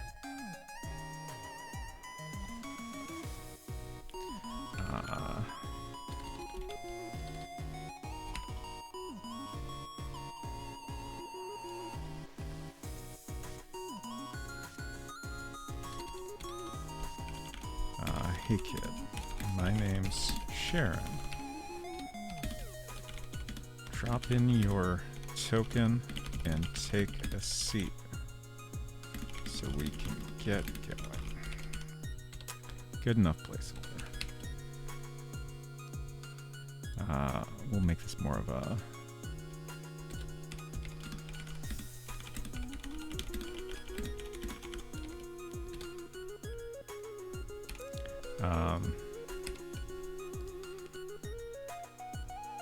I think off stream, where I have an easier time writing dialogue, I'll make this into more of a conversation. Like whatever in here is fine, but like she just says her name for kind of no reason. Like she's overall very like, you know, please go on about your business so we can get going. But then she also mentions their name for no reason. But yeah, that's fine for now. We have it in there. And I'll make a note to finish conversation with Sharon. Okay, that's all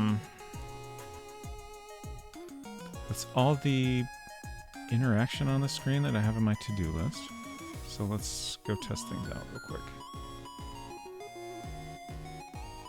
Let me double check some stuff. Bus entrance. I think I got all the object data set up right. Bus entrance, immobile. Okay. Good.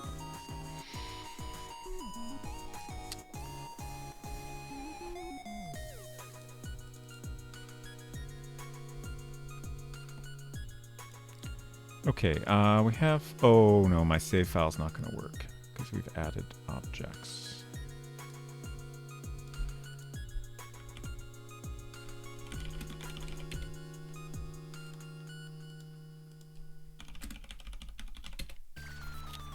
At least we still have our cheat codes. Oh, God. It's so loud. It's so loud. It's louder for me than it is for you all, just to be clear. And, oh, that's the wrong thing. So I guess it doesn't use the system volume at all. It uses its own volume that always resets to maximum. It's very disappointing. Okay.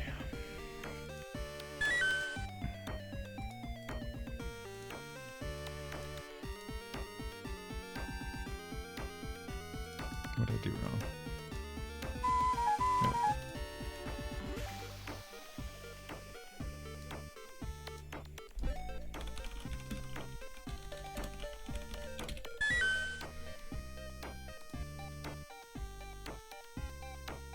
That sound there was the point sound, by the way.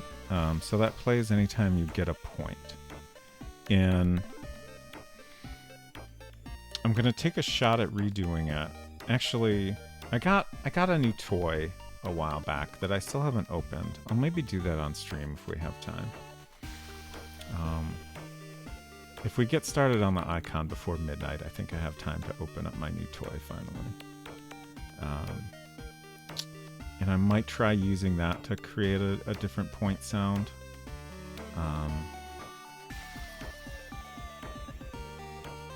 I am also considering the possibility of not doing a point sound after all. But that's another thing I might get feedback from people on how they feel about it. I don't know. I don't dislike what's in there right now, but I don't love it.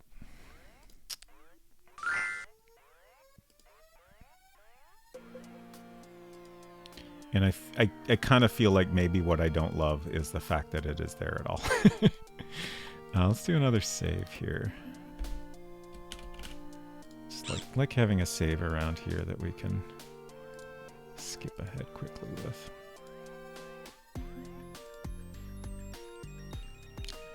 Okay, so we want our token, of course. And get on the bus. Standing in the entrance to a bus, the bus driver is looking at you expectantly. There's a fare box in front of you. There's a sign on the fare box that says fare, 1 token. There's a small slot on the top of the box to insert a token. Let's see. We can't click on the bus driver, and let's talk. Hey kid, the bus driver says to you, my name's Sharon. Drop in your token and take a seat so we can get going. What? Okay, so this happened because I accidentally put end at the end of the if statement that handles this response. So it's continuing on to the global code. And then World Builder has this kind of built-in thing where if you type a command and none of the other code handles it, it will kind of give you a random response that's like, what or huh? So we need to fix that.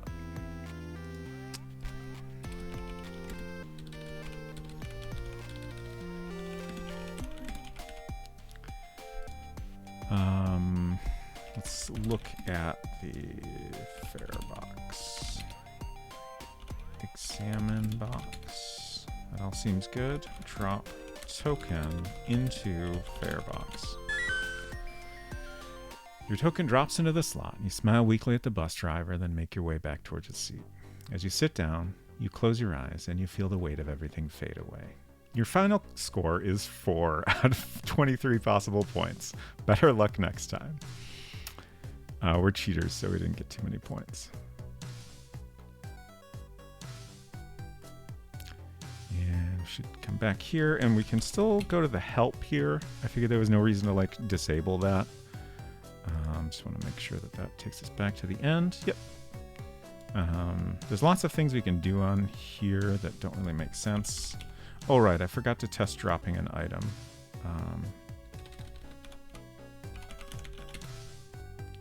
Let's drop the sweetie. There's no need to do that anymore. Okay, so let's go back and try to drop something on the bus.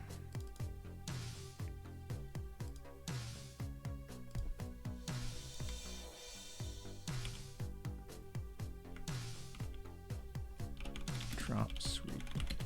Please don't litter on the bus. Great. Drop token. You don't have a token for the bus fare. I forgot I had already done that.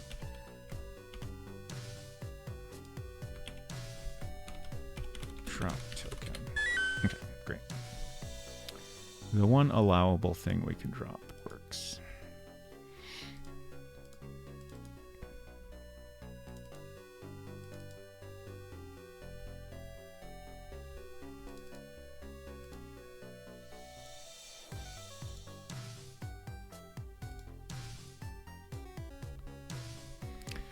Silver says, I'm a very sleepy program, so I'm going to crash. Have a rad night, all. You too, Silver. I hope you sleep well, and I will see you tomorrow. Very excited for Lamplight City tomorrow. Give Silver another shout out.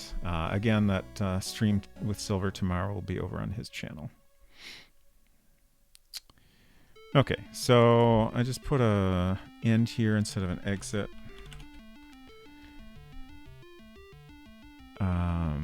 This block here is tricky. You might notice there's an end here, which, like, when I glance at that, I'm like, wait, that's wrong. But no, it's actually correct. Because in this case, both of these if statements have to be true in order for the action to occur. So when they're both true, we exit. If only the first one is true, then we end. So if you are trying to do something else with the fare box, then you know, it'll continue on to look at the other code.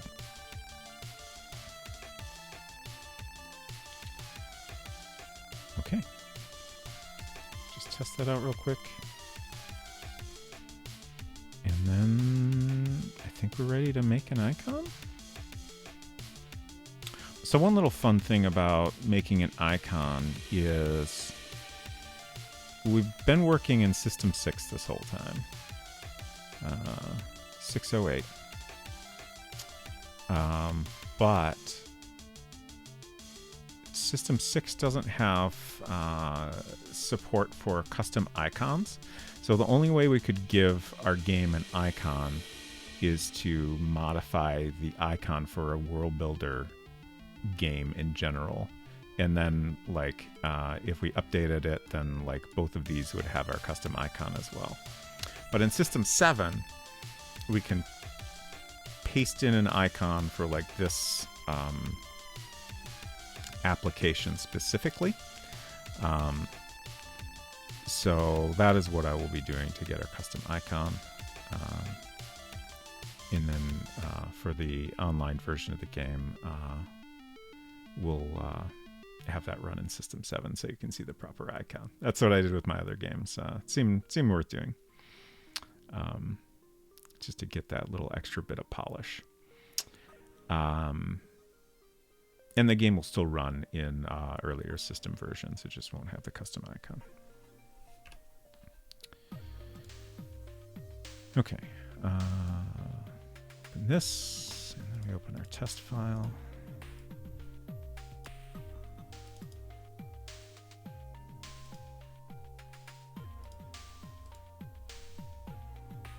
Let's see, we are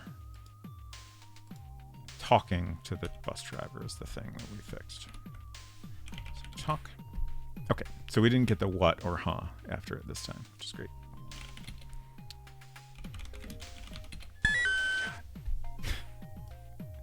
Every time.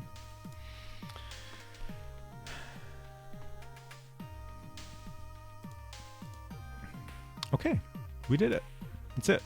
We're done. Oh, shoot. We were going to have a poll. It's too late now. Or prediction, rather. I feel like it's too late to do it. Thank you, Culinary. Everyone wins the prediction. So now to make an icon. I'm trying to think of how I did. I think in System 7 you can just paste it into the... So the way, the easiest way to do a custom icon on a modern Mac is you select the application or, you know, whatever. You choose Get Info. And then if you click on this little icon here, you can just paste in a graphic that's on your clipboard. It works best if it's like the proper size for an icon, which these days is quite large, like 1024 pixels square. But back then it was 32 pixel square, and of course monochrome instead of full color. But I believe once we're in System 7, we can just copy that from Mac Paint and paste it into the Get Info box, and it will just all work fine. If we're doing a proper icon, there's some things we can do to get a little fancier with it. But for our use case, this will work out just fine. And like I said, like the only way to do a proper icon kind of fucks up any other world builder game. So, do we write a description for the token? Can it be from the Office of Buses, Operators, and Lines? I don't understand this reference. I forget what happens if you look at the token. I think we do have a little description of it. Obol. Oh. Got it. Okay. I'm making a note of this. Stop giving me more work. Thank you. I do like it. Culinary also had another related idea that I took a screenshot of somewhere that I will try to get in when I finish things up off stream. Okay. Right, I was just going to check what happens if you look at the token right now.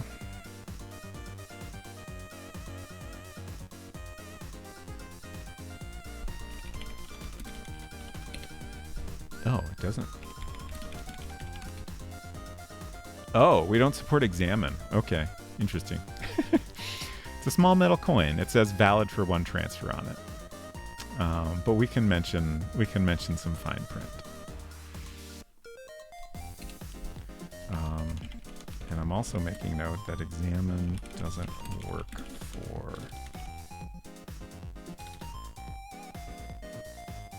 I'm just gonna say in global code. I'll know what that means.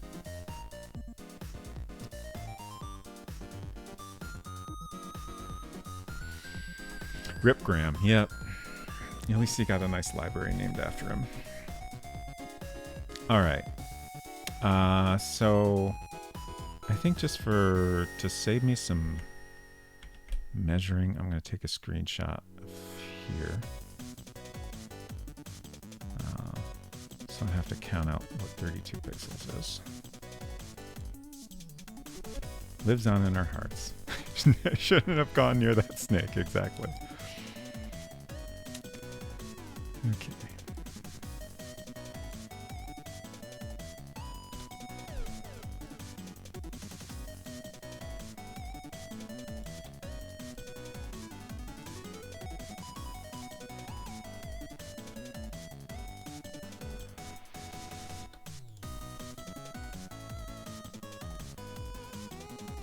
Oh, I was just thinking about how I haven't been doing shoutouts tonight, and I was like, oh, I have a new shout out.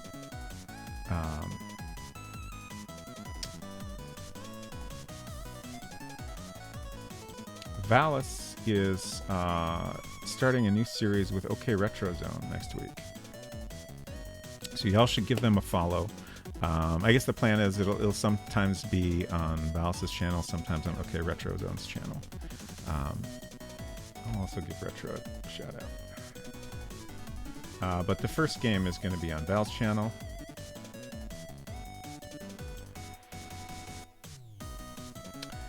And like it says in the shout out there, they're going to explore retro-inspired video games and unpack how modern games create a sense of nostalgia. And I'm very excited about it. Both smart and wonderful people that I enjoy talking to very much, and I think it'll be a really interesting and enjoyable series.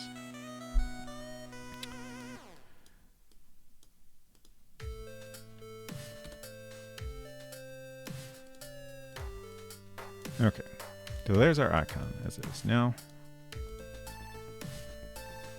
And let's see, I have a nice reference for this. I've shared it in the past. But actually, we'll show this one first. So here's some really nice bus tokens. Originally, I was going to do something like this, because these are pretty great. Minneapolis St. Paul on one side, valid for one base fare on the other side. And just a nice little design. Like, these have a bus on them, and this one has like a train car on it. But then I found this one, and that is a fucking cool ass token, and it's specifically for a transfer, which is fantastic. So we're going to try to create something kind of like this.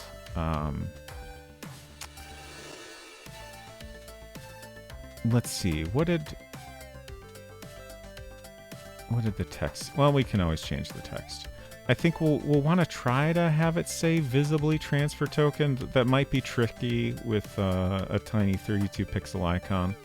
So we might just kind of have some texture suggesting that there's words around the edge. But I think having some kind of like T-shaped cutout, I can't decide if I'll do exactly like this or something inspired by it. Let's see, this is... Okay, so that's like the other side. Twin City Motor Bus Co.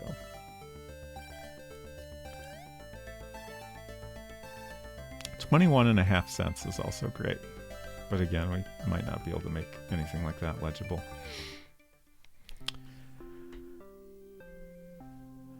If Graham had learned to stop licking all those poisonous steaks. Yep.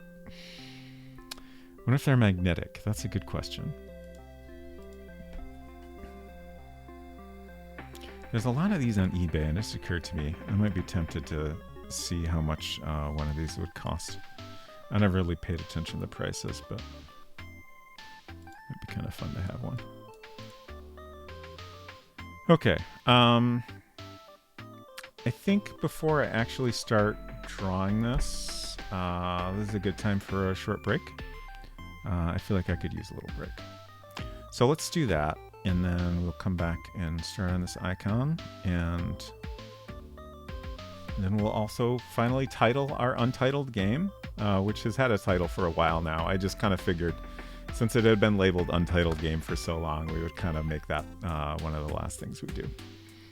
But yeah, I think we can get this icon, like, if it's not 100% done, that's fine, but it'll be pretty close to finished by the end of stream. And then I will also grab my new toy that I still have not opened, and we'll take a look at that. Oh, right, and I also have my Playdate is 99% charged, so I'll leave this right in my face so I remember to share the little demo I made of the Playdate version of our game. Untitled Game, is there a goose hiding in this game? Unfortunately, no. We do have an egret, though. Okay, I'll be back in 5 to 10 minutes. See you in a few.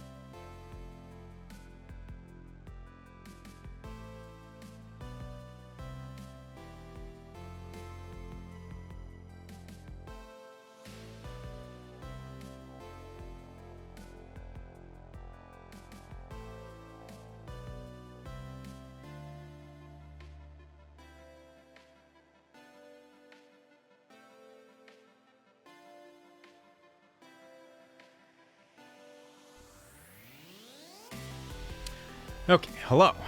Drawn on, good to see you. Everyone's tired.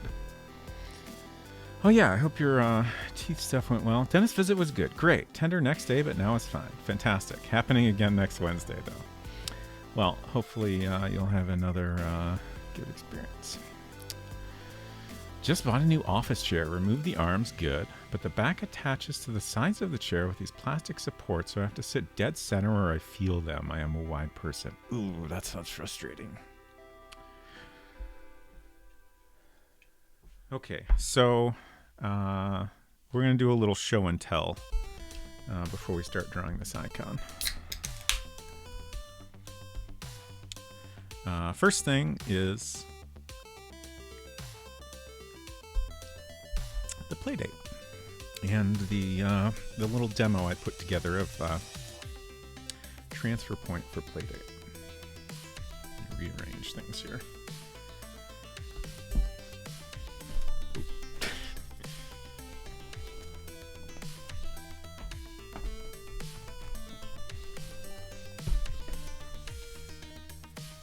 Okay. So here's the playdate. That's how big it is. It's quite small. And again, here's the website's play.date, but there's a link for you.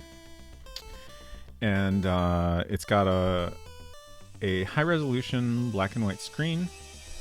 So we'll unplug it for now. 99% is pretty good. Because of the type of screen it is, it's not backlit. It's always on, which is neat. There's a variety of different clocks you can choose from. I want to say like 3 different ones. It'll tell you if you got new games available. And a little battery icon down here. The most unusual and interesting feature of this is it has a crank. No, you cannot charge it with the crank.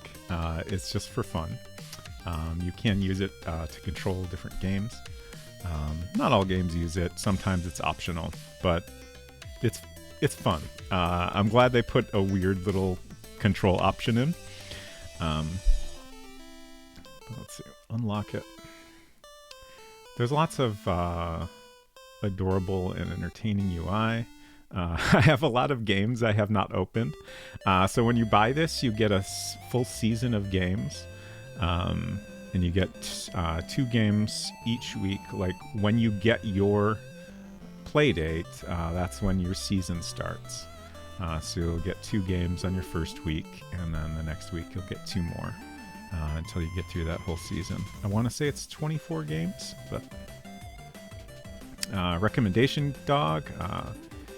Very fun game, art directed by Julia Minamata.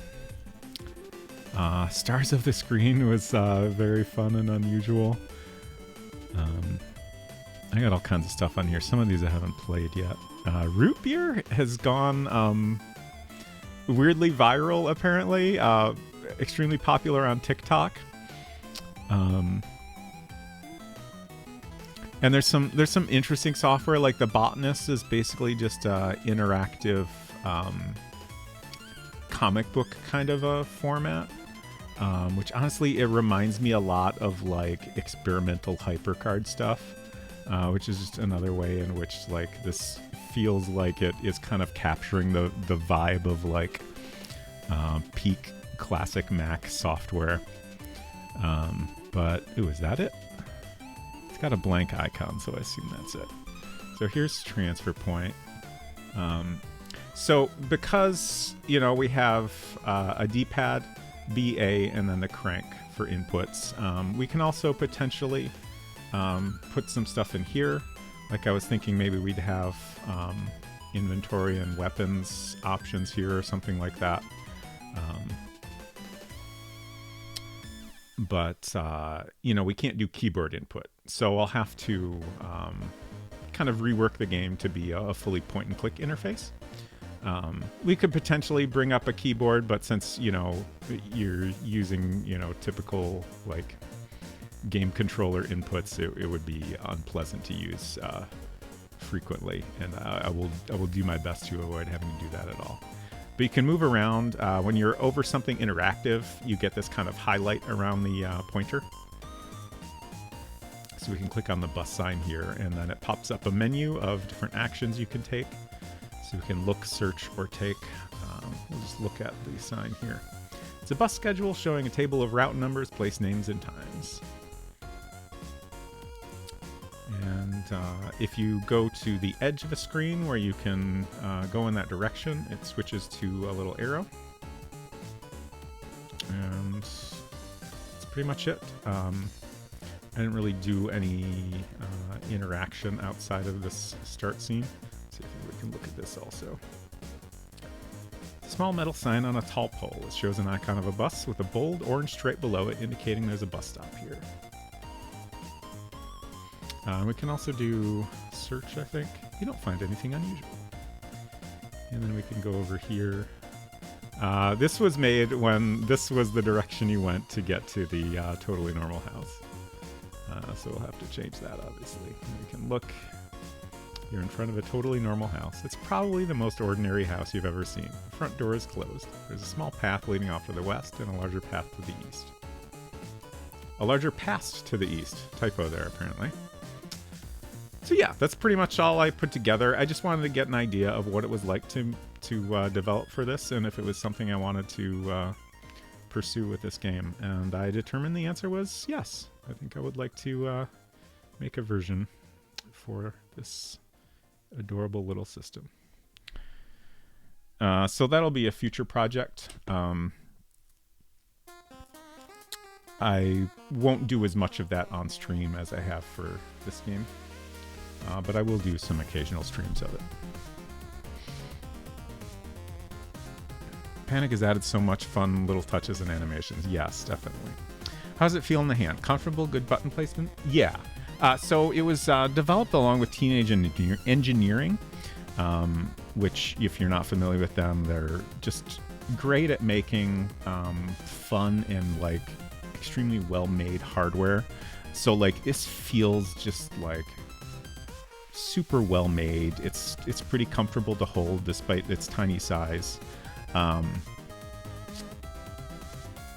I will say, like, for an older person such as me, especially, like the small not backlit screen can be a bit of a challenge, but I totally respect the reasons for doing something like this. It would have drastically affected the battery life, which would have probably forced them to make something larger if it was backlit. And you can, if you want to, connect it to a computer, and there's a mirror app available, so you can have it on your screen, which is also great for like streaming and development and stuff like that. So that's always an option. Yeah, it's pretty neat. There's also we got a headphone jack, of course. This is a USB-C connection. I think it might have a microphone input, but I honestly don't remember anymore. It does have a little speaker in it. Like, I think that's what the microphone is what these little holes are for. It also, I'm pretty sure, has like an accelerometer, so it can tell if you're like tilting it in different directions. I'm pretty sure that's true. It hasn't come up in the games I've played for the most part, so it's not something I think about much.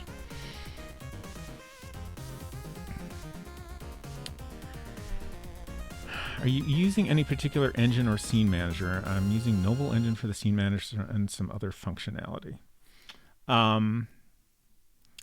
For the Playdate stuff, when I was doing experimenting, I was just writing in Lua from scratch, and I felt like I would be able to put together what I wanted just fine writing from scratch.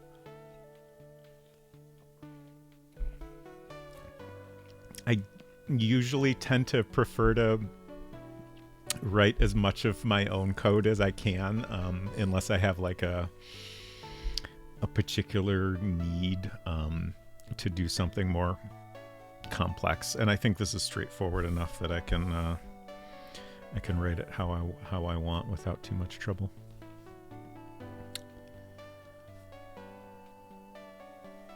Teenage engineering can also make the little sweetie. Yes, I support this. Wouldn't be surprised if the lack of backlight is to save battery. Yeah, I think so too. I believe I've seen some comments from them suggesting that was a significant factor. I watched a video that compared the amount of time one could play on a Game Boy with four AA batteries, 30 hours, versus a Game Gear, which took more batteries and only lasted a couple hours. Yeah. I think Spellcork used the accelerometer when pouring potions. Oh, that sounds fun. Elon says the playdate is uncompromisingly beautiful. There can be no argument. I completely agree. A marble maze game also makes good use of the accelerometer. That sounds fun too. But not too many games seem to use it a lot. Right. Okay. So, speaking of teenage engineering. So I bought a while back. This is not the new thing. But I bought a while back some teenage engineering toys. This little mixer, which, while tiny, is quite nice and full-featured. It's got 6 different inputs and lots of control over what you can do with it. And, oh, my pocket operator is not here. Somewhere I have a little pocket operator, which is like a little, like it's almost just like a bare circuit board with some buttons on it. It's a very simple little synthesizer. And I had a lot of fun with it, but I kind of wished it was a little more advanced. And then they released a more advanced and also much larger version. What's this interesting box? And it's also, like, a lot of teenage engineering stuff is very expensive. I don't remember what that mixer costs, and I don't want to remember. Like, they've got a synthesizer that's like over $1,000 that I would love to have, but it's just harder to justify. But this was like, I think, $300. And it's kind of like a pro version of a particular pocket operator. I'm trying to figure out the best way to get this plastic open.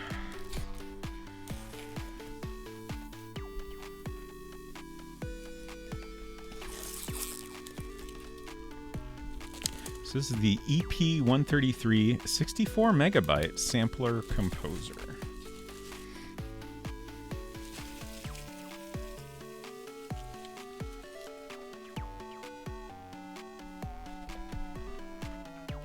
I love the packaging is great. Like, this photo is pretty great, and like the shiny printing on top. And this is the KO2 is kind of the I guess it's kind of got 2 names basically. I'm not sure what is the correct way to open this. Like, it's got a little thing to, oh, I guess you're supposed to pull that out. I don't really want to do that. They seem to like to do things where like the pocket operator, in order to get the pocket operator into the case that they sell for it, there's a plastic part of it that you have to snap off. And I feel like they very much enjoy creating things like that. Which I respect, but I don't always enjoy. Anyways, I'm going to choose not to tear off the piece of packaging. They probably meant for me to. I'm not sure what's in here. Interesting. I think these are little knobs that I will need to attach.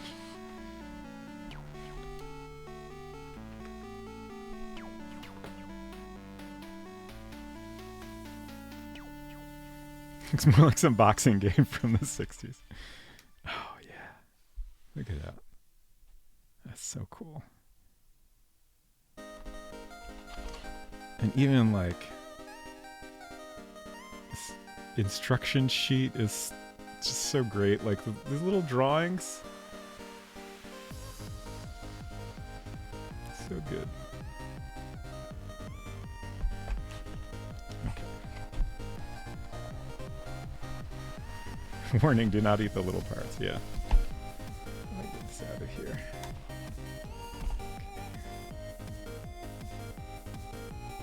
Interesting. The packaging kind of cracked a little. I think it's fine. It's just the packaging.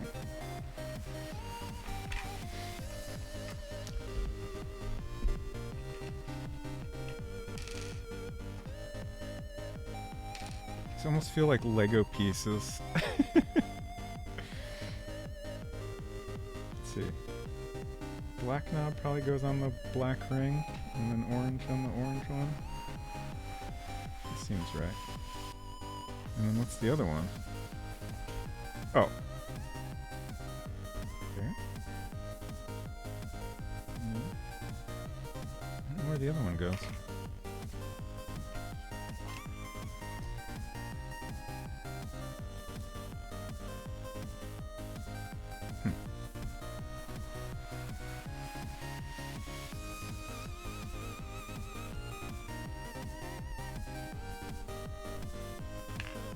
It looks like it goes on the fader, but like there's a thing on there already that prevents it from going on.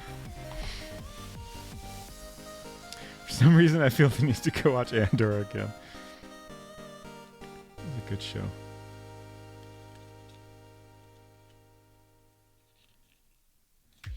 You take it easy too, Xenolon. Thank you for hanging out. Seems to be instructions on the left. Yeah. Do you see the instructions specifically for the knobs, though?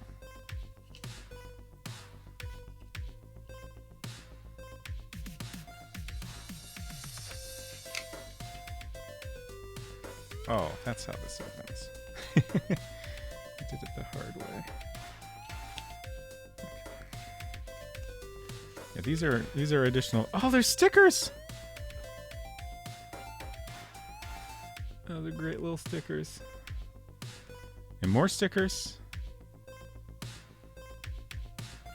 And a QR code. Ah, the full guide, of course. They have really nice detailed documentation on their website. Another sticker, 2 stickers. Caution, use only standard AAA batteries. Okay, I was wondering about that. So, I might not have the batteries handy. So I might not be able to turn this on. But I'll see what I can do. Don't yell, you're the one in the room with the paper.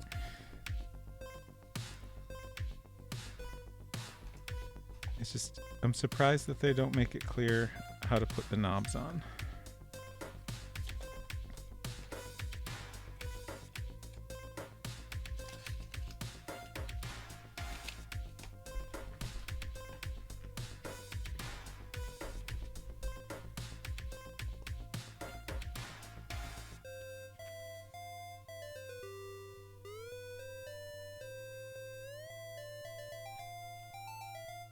Do I have to use a screwdriver to put batteries in?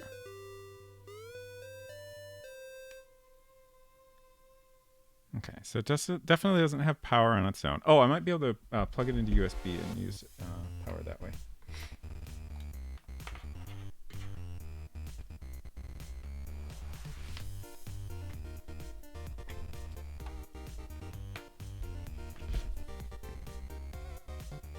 Don't know if this is just for data or also power. Hey, there we go.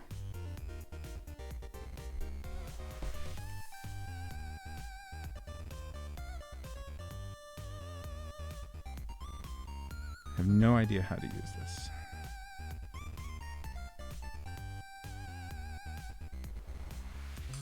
Oh, there we go.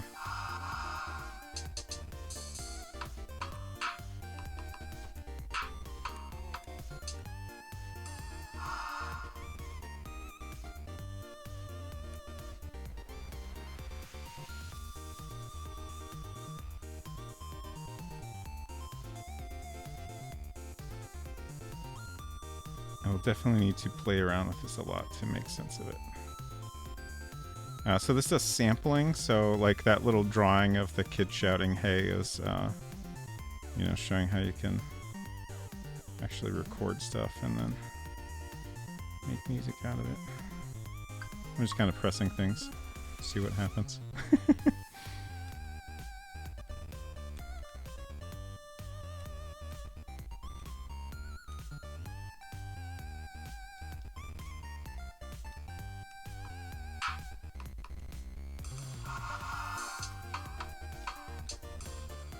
But yeah, that's my new toy. I don't know if it will be useful for creating a point sound, but you know, it's a music instrument, so I thought I'd see if it's useful for that.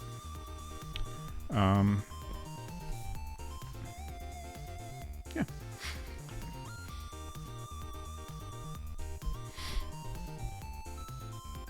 So what does this thing do? I mean, ultimately, it makes music. It's a sampler. You know, it comes with some built-in sounds like you just heard. So you can program sequences. To like record a sequence of sounds and have it loop, and then put different layers of other sounds on top of it until you eventually create a song. And then you can also sample your own sounds. I think you can probably also like load sounds onto it, if you get them from somewhere else.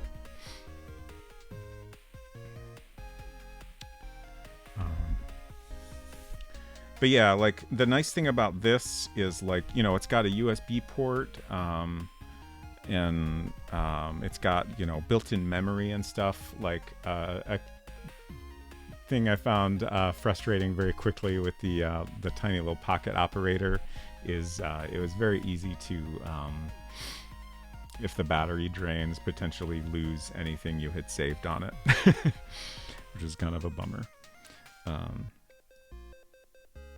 But this is a lot more flexible and advanced, so it should be fun.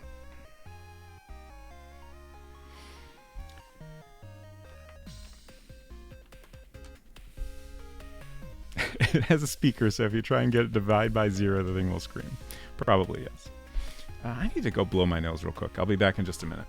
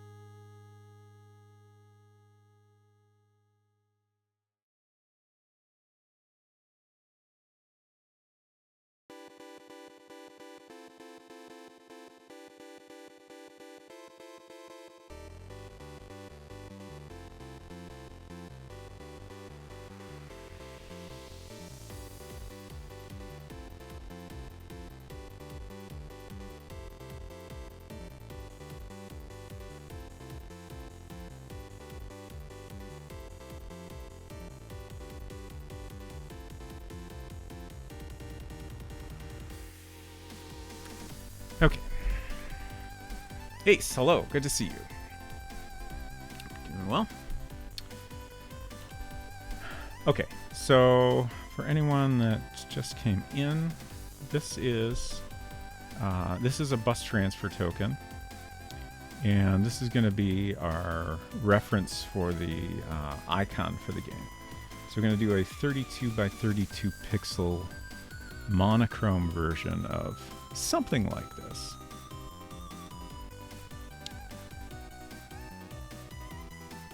And we've got the default world builder icon in here just as a reference. So let's see, I think let's start out by making a copy of this. We'll leave the original one on the side here, just just let it hang out, I guess. And then, so I want to get rid of this, but I want to give myself some guidelines. So just want to mark the corners here so I know what the correct size is. I suppose we should just get rid of this text too. That's enough.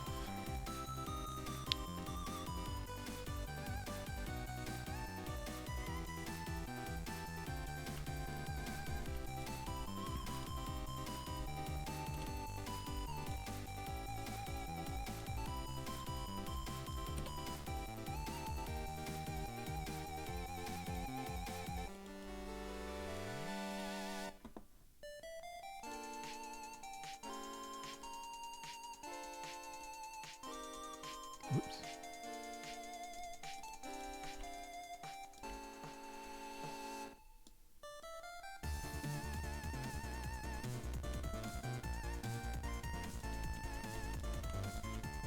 Okay.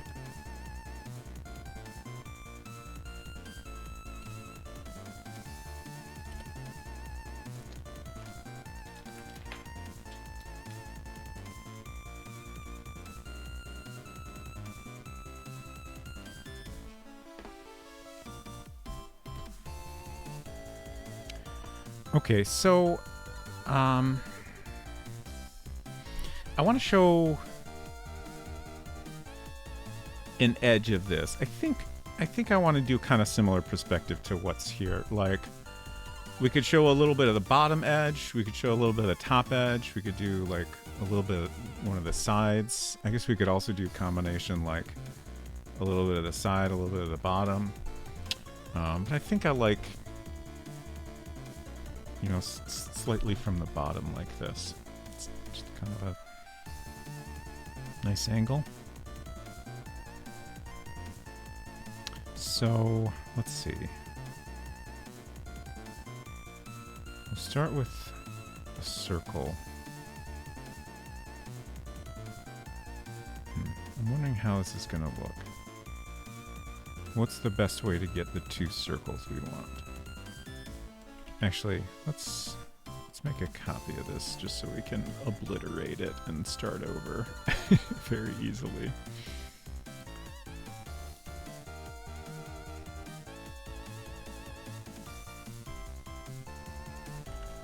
Maybe make a few different copies in a row here.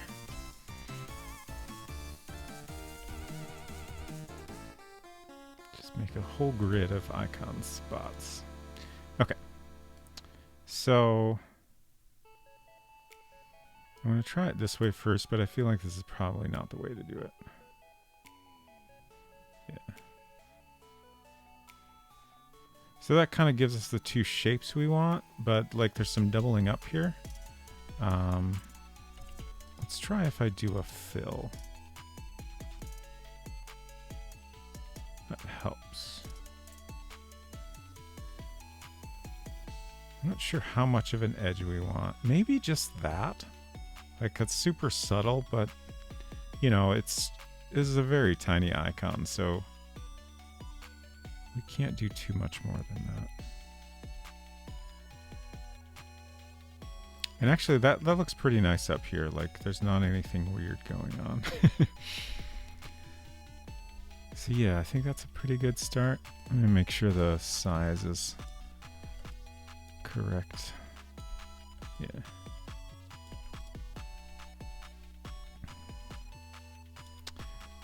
Since that turned out pretty well, let's go ahead and make a copy. And then we need to draw this. Let's see, I'm gonna open up just for me a separate file of this reference coin to keep off to the side of my screen here. So I guess the next thing we'll do is kind of this inner circle. So again, going back to our reference here, like we got this ring around the T cutout. So I'll draw that next, and then I'll draw another circle just inside that, and then from there I'll start freehanding the other shapes that we need here. I've been trying to think of like, you know, I don't necessarily care about this, our version of the token looking exactly like this. I think it's fine if it does. But it doesn't need to. And I'm just trying to think of if there's anything interesting I could do it with it that's a little bit different from this shape we have here. I might do one that's just a little more straight, like less curved to the T shape, just to kind of see how that looks, but I feel like it might look a little boring compared to this. But we'll try it a couple different ways.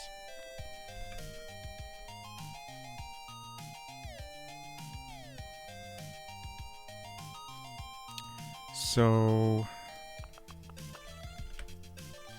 this is a case where I wish I had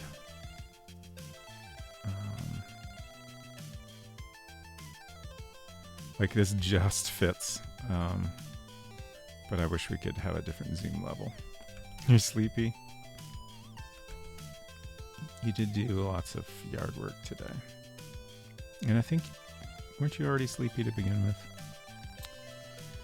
Okay, I'm trying to figure out where I could just eyeball this shape, but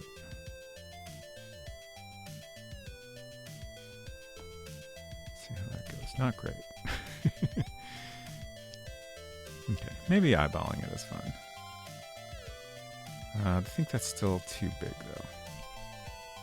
So maybe we need to start inside here. Hello, Hinton. Good to see you. The World Builder speedrun is going great. I think we're winning. That's still a little big, like compared to the reference image.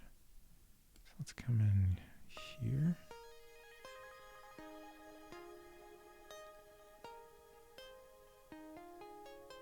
I hope you are doing well, Hinton. So let's start here. That last one was not too bad, but I was wondering maybe if we go in one more, that we could get a better shape. Unfortunately, we cannot.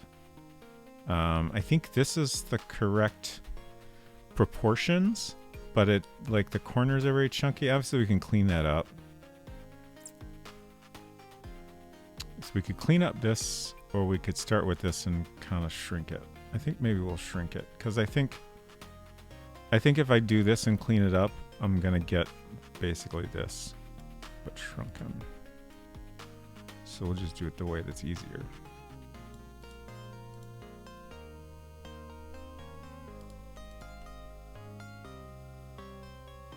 It's not bad.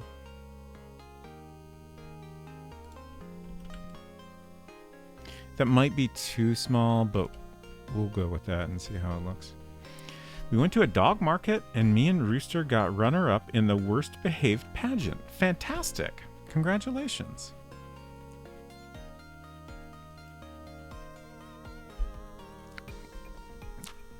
Like a regular market, but all the stalls are dog stuff. Nice. It sounds like a good time for everyone.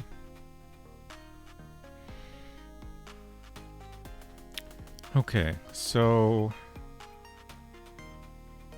yeah, I do think this is, I've gone too small. Like, I was trying to keep the proportions of our reference token, but if I do that, then this center cutout is going to be kind of tiny. And I'm not going to have a lot of room to get all the fun details in. And like, the cutout is certainly a primary feature of this token. But we'll see how this looks.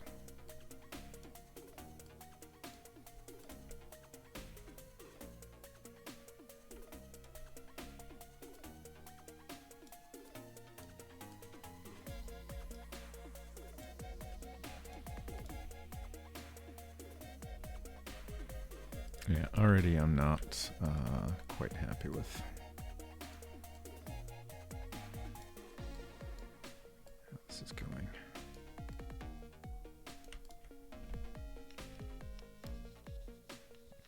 it's not bad, but I think it could be better. So let's try making it a little bit bigger.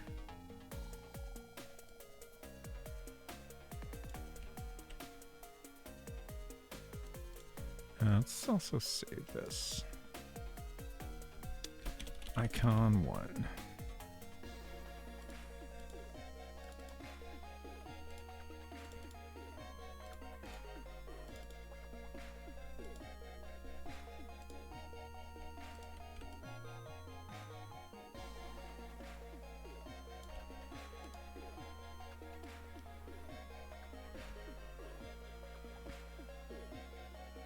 That looks wrong.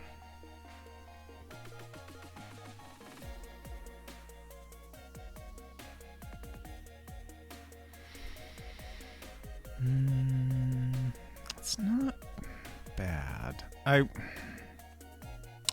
guess the other thing is like, I want enough space in this part of the coin. Like, you know, our reference has some text around the edge. And I would like to try to... I don't know that we'll be able to pull off legible text at this size and in monochrome. But I would like to kind of indicate something that, you know, looks like this. So I have kind of some white lines for the text, you know, where it's nice and shiny. And then we'll, you know, indicate like a texture for the area around that. Again, I don't think we probably can't pull off this, you know, really interesting. I don't know if this kind of pattern has a name. I feel like you see these kind of patterns on like currency and checks and stuff. Like, I guess the idea being that it's trickier to reproduce. But yeah, I don't know if we can create a pattern that looks recognizable as that, but we can, you know, have some texture. So it'd be nice if we had something that's at least recognizable as, you know, you look at it and you can see you're meant to be something printed on the token. So like, if we don't have a lot of space in that ring, it's going to be a lot harder to do that.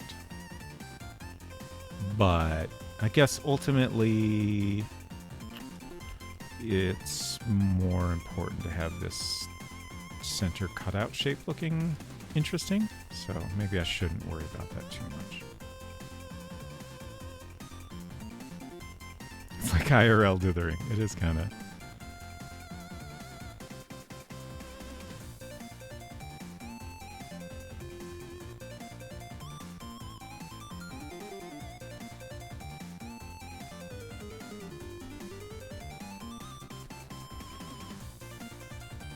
This song makes me feel like I'm playing, like, I don't know, a Sonic game or something where I'm going fast.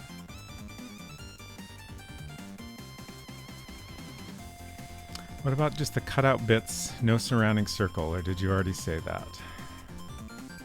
I did not say that. I like the surrounding circle. Maybe I'm not...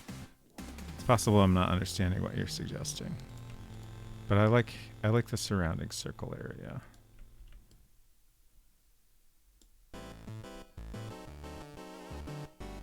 But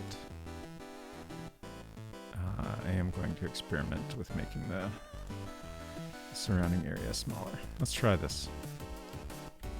I think I got that right. Let's count. 1, 2, 3, 4. Whoops, 4, 5. So that's 5 pixels.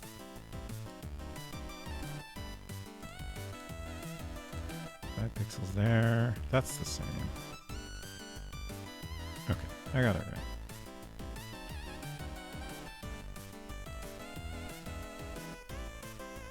Surrounding circle gives you less room to make cutouts is why I thought of it. Just cutouts is a little more iconic, less realistic. Got it.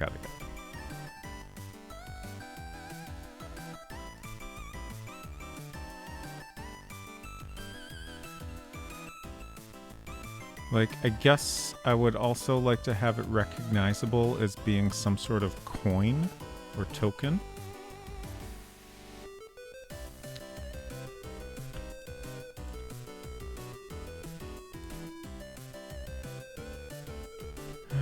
let's see. I'm gonna make a copy of that. I kind of like how that's looking so far.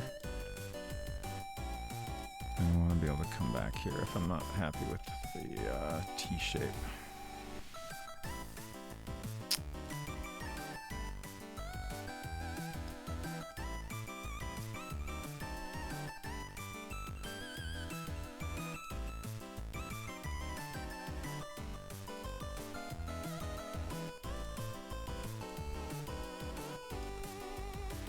So yeah, I feel like in both of these, like having a very straight T shape is just, it's not as interesting. So let's try adding in some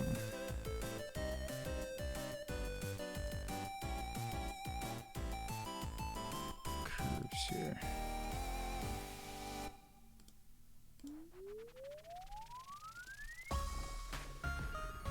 It's starting to look a little better. Guess I missed the part where you search for tokens.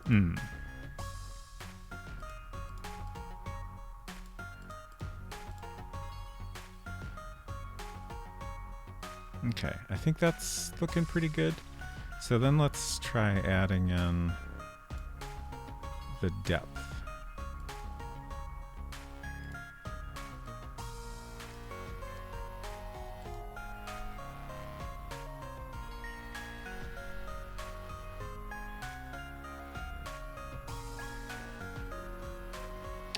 I'm trying to think of what to do with the edge part of that.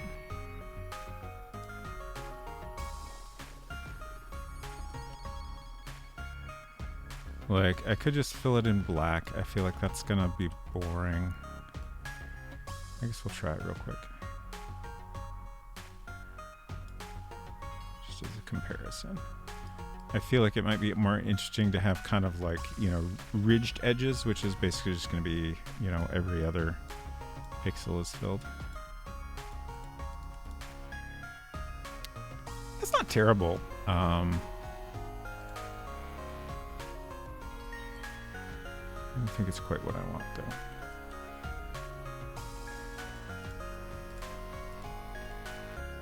So let's try every other.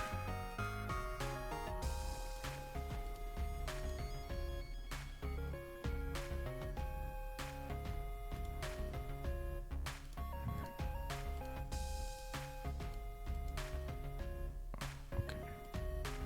Tricky.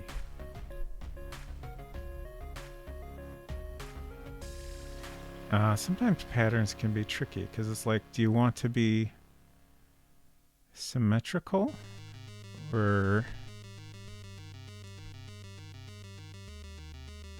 like in order to make this symmetrical we would have to kind of cheat a little.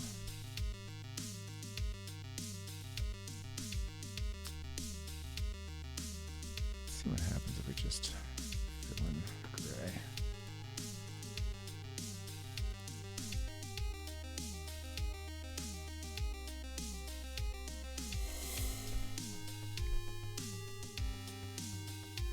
Yeah, I think I like that better.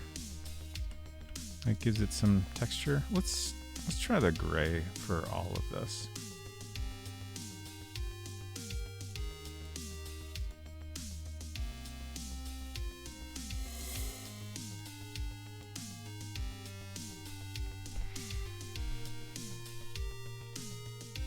Yeah.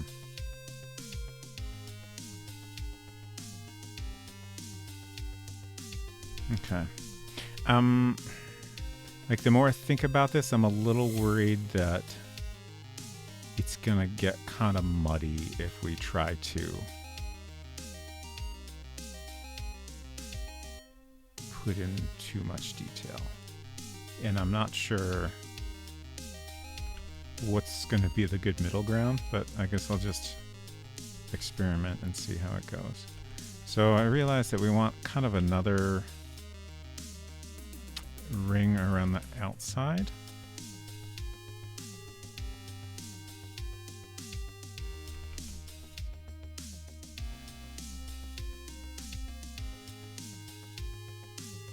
Nope. Oh, come on. Let's see. That's right? Yeah. Okay. We got it. It's getting chunky, but we can clean it up. So, like, inside here, we are going to have some kind of texture. Actually, like, just a gray like that might not be terrible.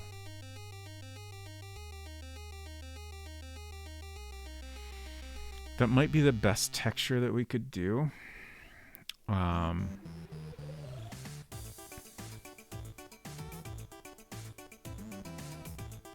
see, I'm trying to think of how I want to do. Like, I want to clean up these ovals a little bit.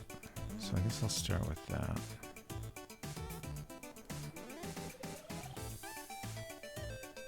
Maybe I should just kind of manually give me a single pixel white line around the edge here.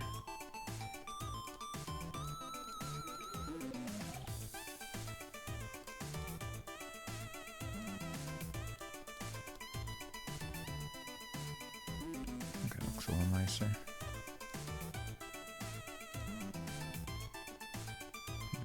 That looks weird.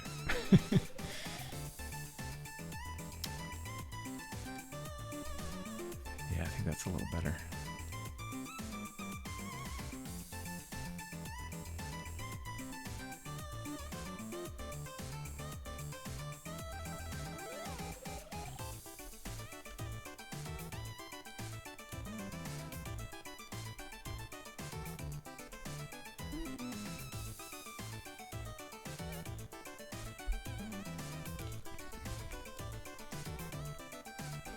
Okay, let's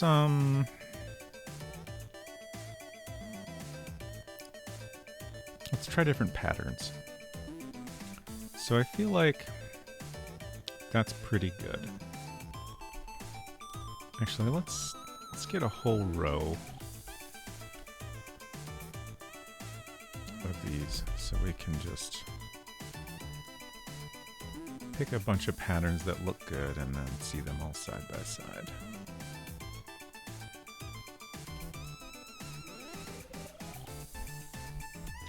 So this gray is definitely a good choice. I don't think we want anything darker than that. Like this pattern is going to be quite a bit darker. Like that's a mess. Lines. Yeah, like the right half looks good, but on the left half, there's too many cases where the lines are lining up in a messy way. Again, I wish I could zoom in just for like for all of you, honestly.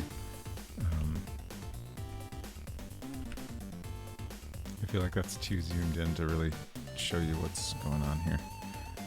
But yeah, that one doesn't look great. More spaced out lines. That's too spaced out. This is gonna look terrible, but it's funny, so let's try it. Yeah. This could potentially work. Yeah, it's just too... It's too light. We need a denser texture than that. This will probably look terrible, but we'll try it. Bricks, no thank you. This is probably also too spaced out. Yeah. We could also make our own textures. We double click, we can make textures. So we could potentially like...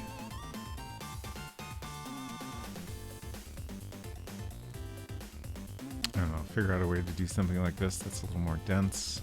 I don't know. Honestly, that doesn't look as terrible as I thought it would, but I don't really like it enough. And most of these are just too weird. Let's try this one. That could work. It's okay.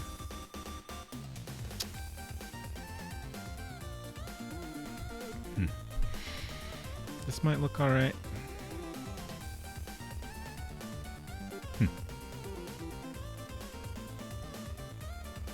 I feel like that's slightly worse.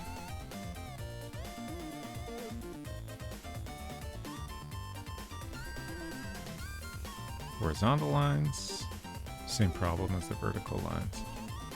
Diagonal lines. It's not terrible. Spaced out horizontal lines, spaced out diagonal. That's probably going to be about it.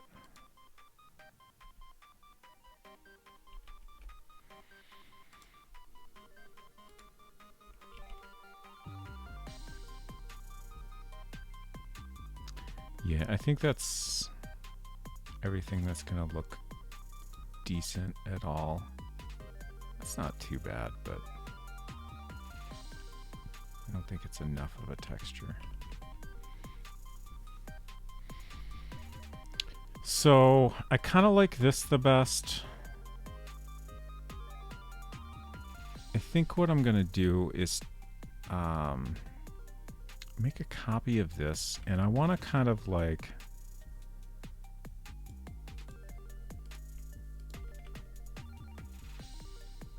maybe if I just use the fill on the lines. So like I want to see what it looks like if there's less of a black outline here. So I think if I just paint bucket on the lines, so we can do that very easily.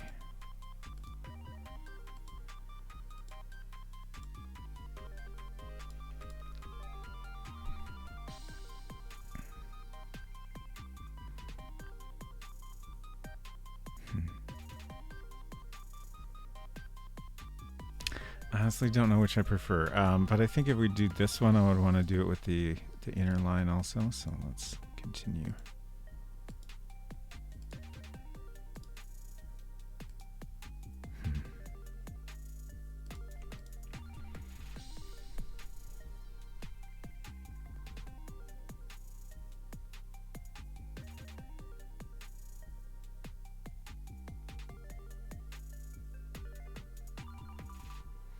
Man, this is tough.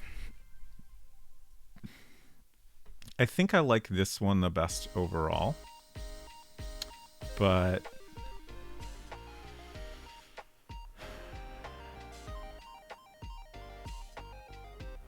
I'm not sure I'm 100% happy with it, and I don't know what we could do to make it better. I don't think there's enough space to like indicate any sort of writing at all.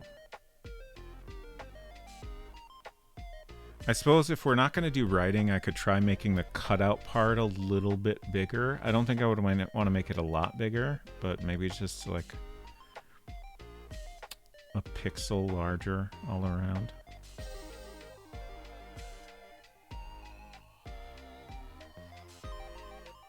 That might... I think that's worth trying.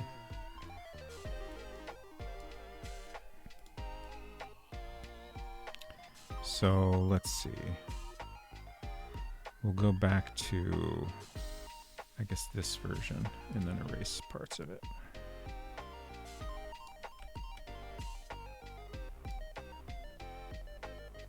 Gonna have to sleep soon as I'm driving to Virginia tomorrow. Well, I hope you have a good drive. And I hope you have a nice time in Virginia. I appreciate you hanging out, and I hope you sleep well.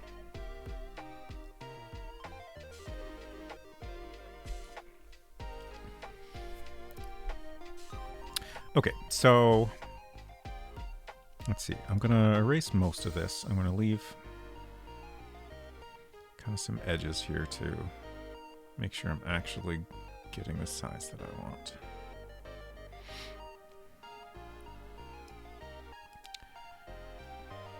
So we're just going to do 1 pixel bigger, which means we start here, I think. All right, I want to get rid of those now. Well, I could just clean it up after the case.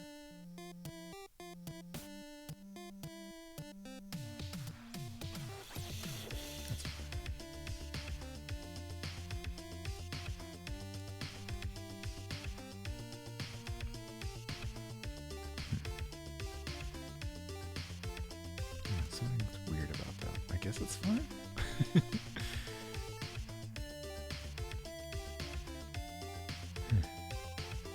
This, it just looks so skinny now.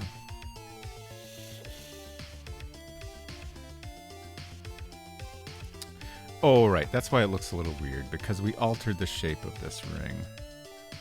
And just like, because of that, this looks thicker than it does here. I don't think it's too big of a deal, it just is slightly off. It was a necessary compromise.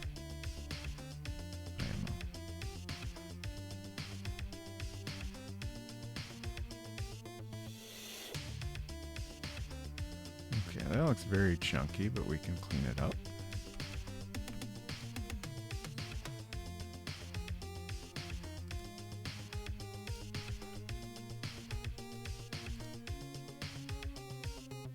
Kind of comparing things here. Still comparing. Okay.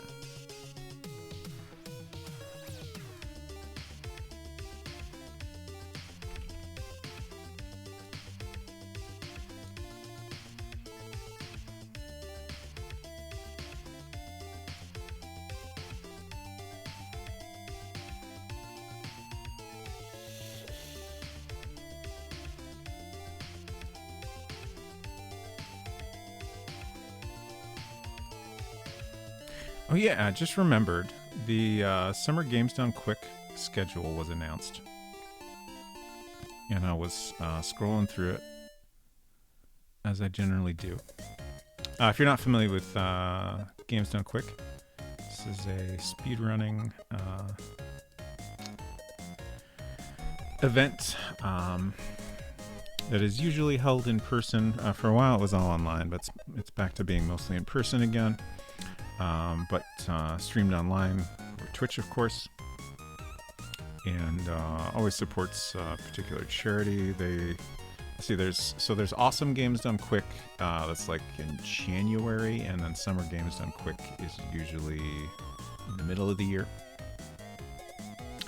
And one of them generally supports Prevent Cancer Foundation, and the other one usually supports Doctors Without Borders, I think. I can't remember which is which. But it's a fun event, and so I was scrolling through the list, and I was surprised to see Macintosh as the platform for one of the games. Extremely rare to see a Macintosh-specific speedrun. I can't remember the name of the game. Shoot. There's a game I've seen before that's like a... it's like a 3D... type of game, but it's got like almost FMV style elements on top of it.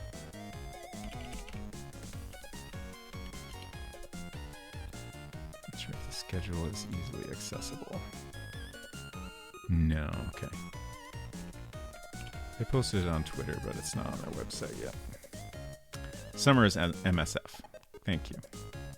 I could not remember. Not gonna do your Colossal Caves run? No. I know Summer,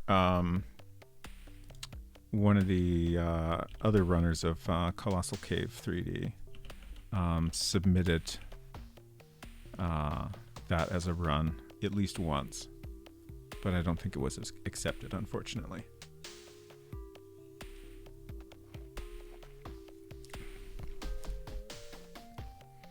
But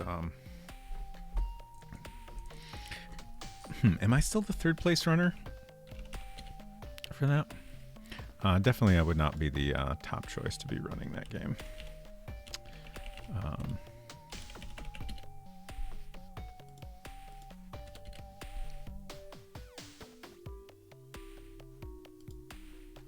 Colossal Cave.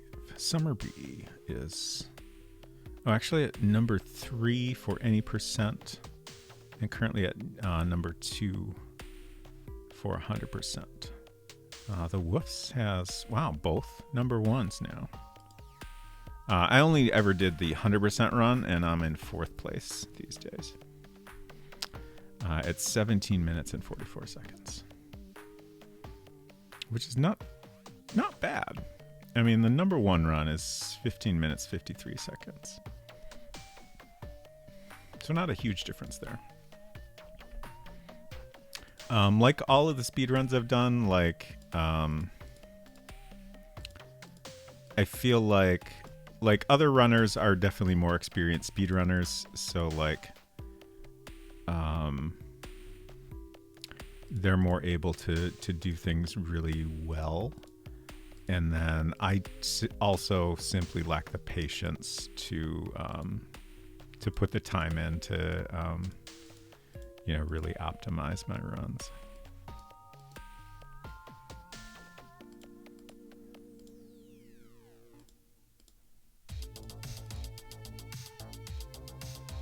That looks bad. I can't get a shape that I like.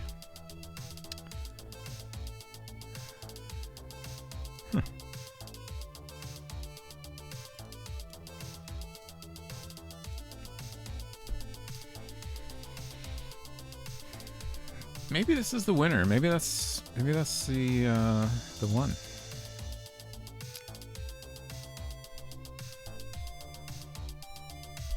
Thank you, 6-7. Good night.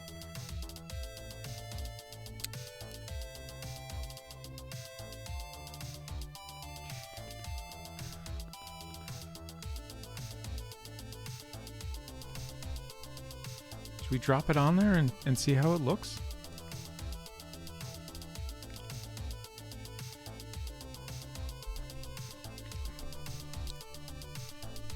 Like, if that's the best I can do, I'm happy with it. I like it. I'm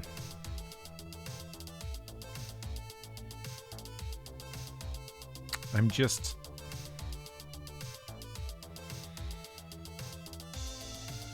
I can't... Like, I feel like it could maybe be a little better. I can't think of what to try that I feel would be successful. I am also looking at this one next to it without any texture, and it's honestly, it's kind of nice. It's tricky.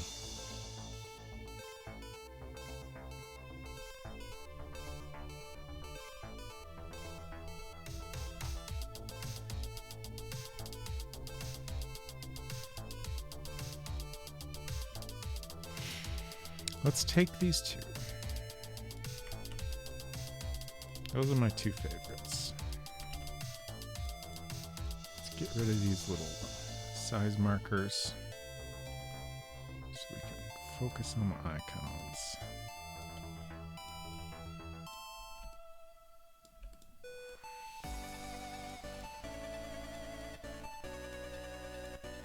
And just for fun, let's like write transfer point underneath. In the correct font, of course.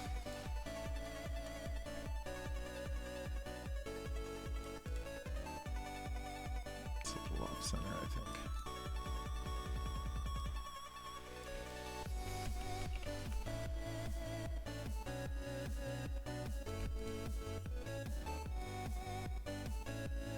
Just to get a better idea how this will look sitting in the Finder.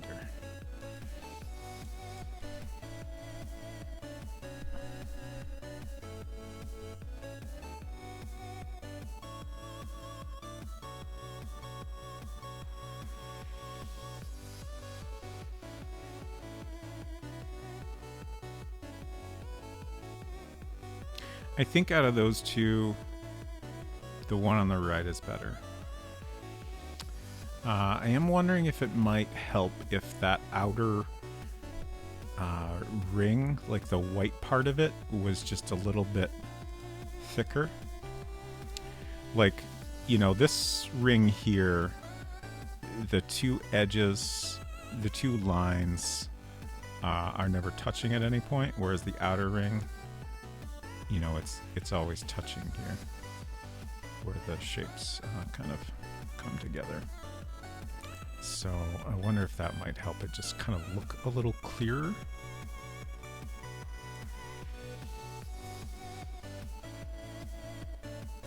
So let's give that a shot.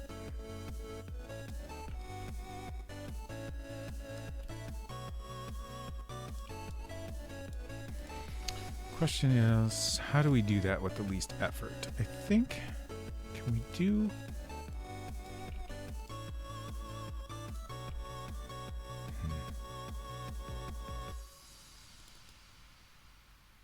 I don't think we can do a white line, unfortunately.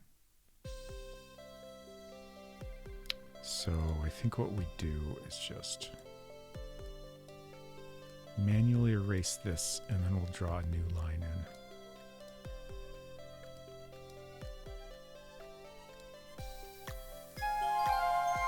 Thank you for the follow. Nice to have you here.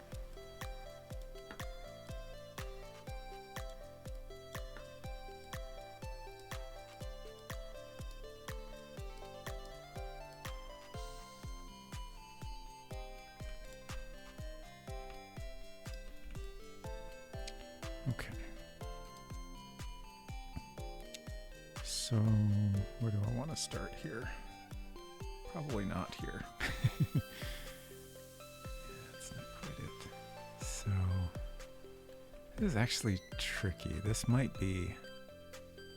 Oof, it might not be possible to get the perfect shape I'm after. I might have to manually... Or maybe I'll manually draw it and see how that goes.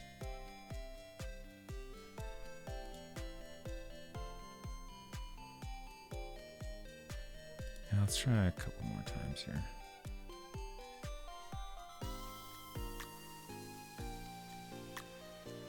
Oh, that's close.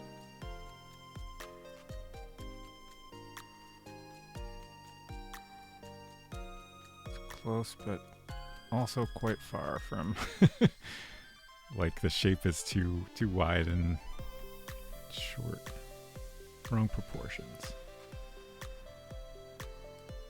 But certain parts of it were lining up just how I wanted, which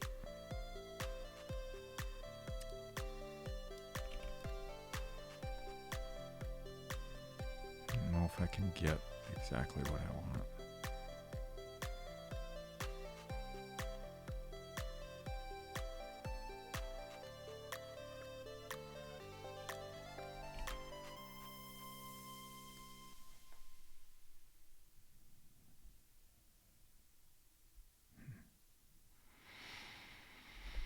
So, like, I think that's a little too much white.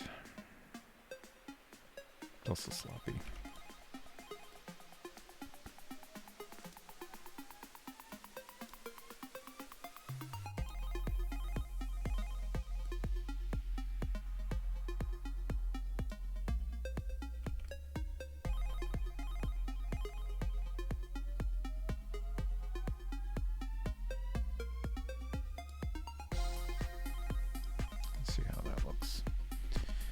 Yeah, I think that's too thick of a white ring. No, I can't undo it. I'll try drawing it manually, and if it's still not good, then I think I'll just go with this one. So this time, I think I'm just gonna kind of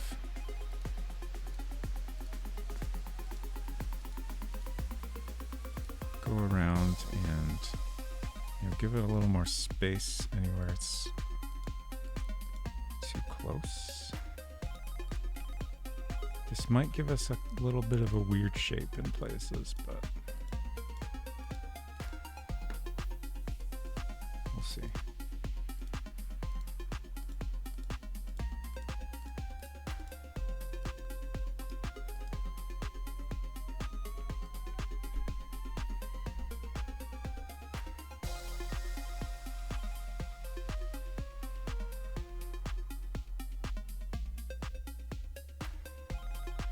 Not bad. The ellipse is a little bit imperfect, but it doesn't look bad. I honestly don't know which one of those I prefer. They're very similar, obviously.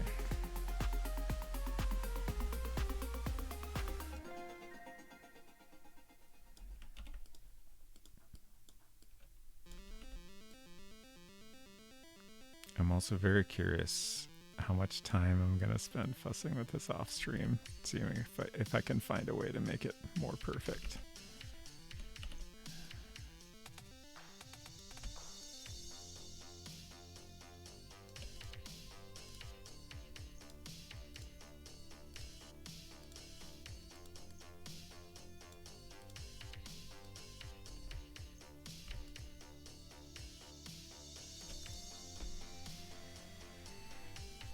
Maybe that one's better.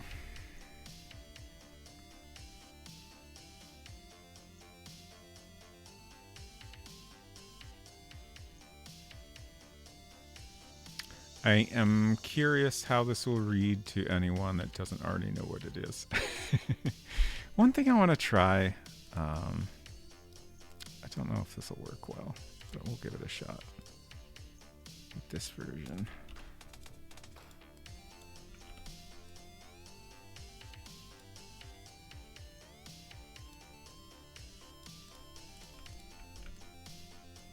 I want to try making these lines a little fainter. So we'll just drop the gray texture on them. Just make them in kind of dotted lines. And yeah, that's the problem. We're going to lose the line in places.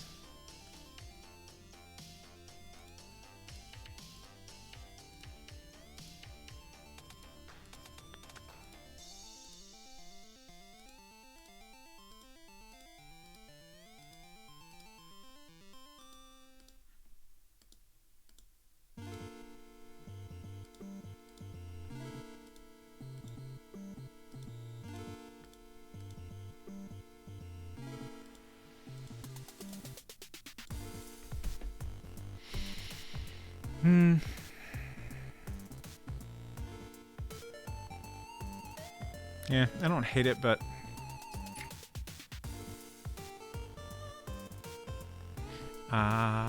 maybe we should try kind of in between there, actually.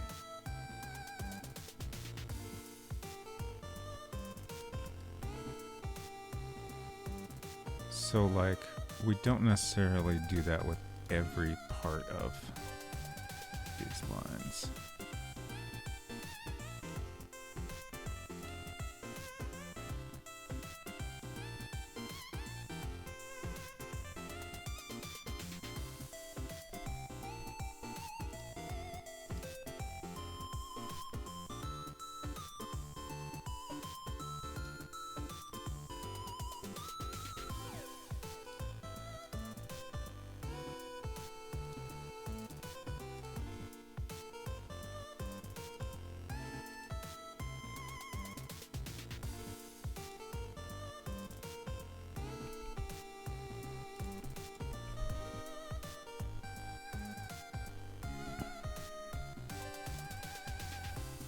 Let's see, I guess, like, if, like, I'm figuring the light source is kind of from the top. In which case, like, this outer ring would have, like, a little bit of a shadow inside the top edges. Where this goes down. So we would want more of the top lines to be thicker. Whereas the inner ring, like the light is hitting, is like that ring is raised up from this center area. So in that ring we have the top edge is going to be lighter.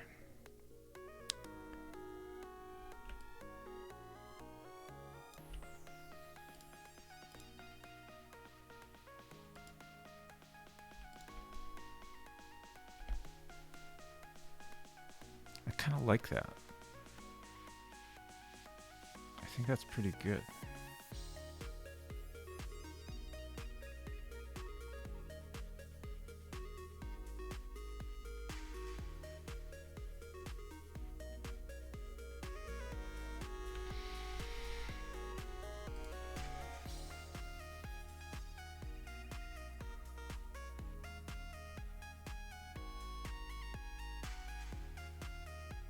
I think we should drop it in there. So in order to do that, I have to reboot in System 7. So we're going to quit. Definitely save our changes. And shut down. Let's see. I've got a bunch of different operating systems available here. 701, 753. I think we'll do 753.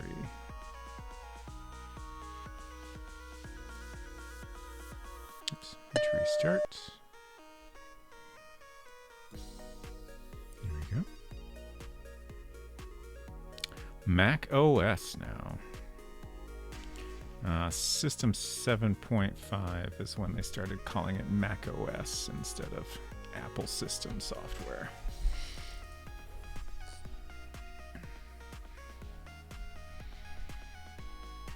Okay. So we don't need all that. I just want to drop our System 6 hard drive on here, and of course it has to rebuild the desktop file. I guess that's the price we pay for custom icon support, sadly.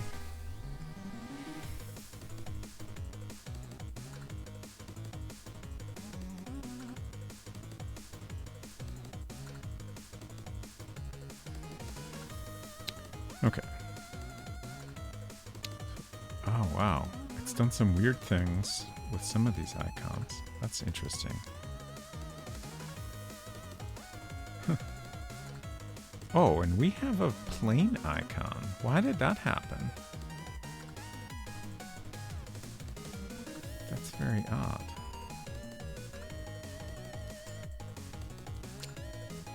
Because, like, we created this game by duplicating the existing template. We used the world template. We didn't use Ray's world template, just because I preferred the slightly different defaults of the original one. But it seemed like we should have that same icon. It doesn't matter, I'm just kind of puzzled by it. Let's open up our file here. Yeah, I like that one.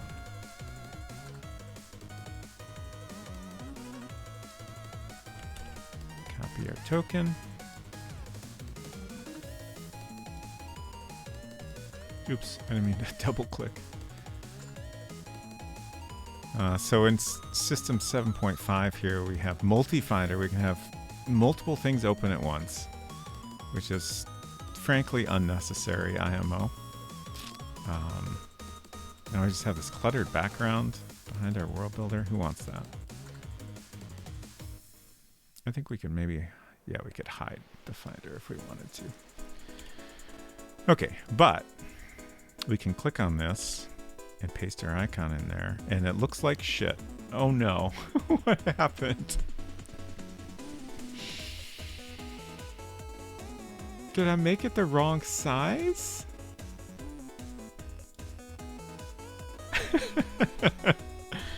It just completely destroyed it.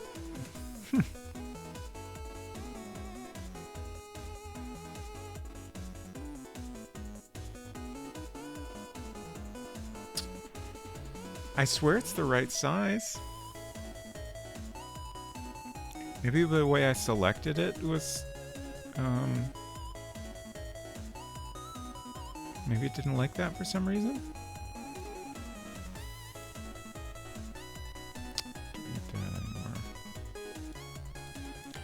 All right, let's check the size and then try again.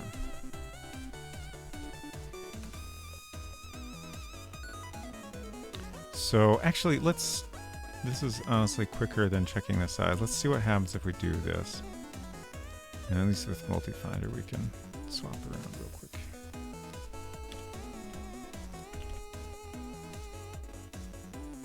Yeah, so that gets all fucked up too. Okay. So it must not like the way I'm selecting it. Let's see. If I need to get rid of some pixels here.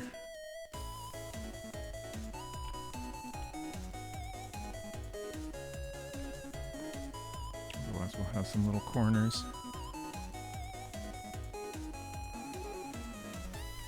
Okay. Hopefully that'll work. I did the same process with Beaver Pelt Man and Pump It Up and didn't have any issues like this. There we go. That looks fantastic. Okay. Yeah, I'm real happy with that. You know what's kind of hilarious? It looks a little bit like a face when it's inverted, and to me it looks just not quite. It's maybe like a cursed Garfield kind of a face, which is funny. So if we were making a proper icon, you can actually supply a mask, which affects the inverted state. And a lot of games did fun things with that, like King's Quest 3 has like a little lightning bolt that appears when it's selected. And you can just make it look nicer when it's selected. But when we're pasting an icon in like this, I don't think there's any way to get that full control. And at first thought it looked like a skull, and then I had to think for a bit that it's a bus token. Okay. All right, well, let's name it Transfer Point. I guess we should name our folder also.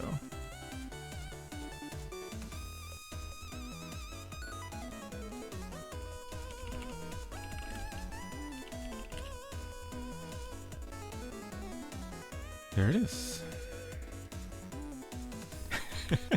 The grayscale Garfield, that's great. So let's see, when we ship this, we'll have the transfer point game and then the sounds file. Obviously we won't have this other stuff in the folder, but we will need both of those things. We could potentially put the sounds into the game itself, but I see no reason not to just leave it separately.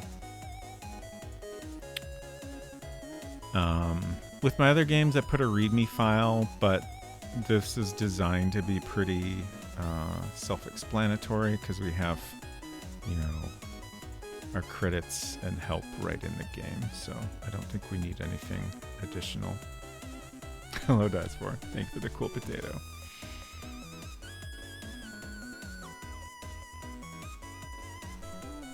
The end?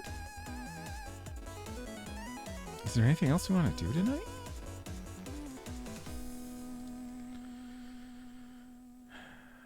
We could fiddle with some little things.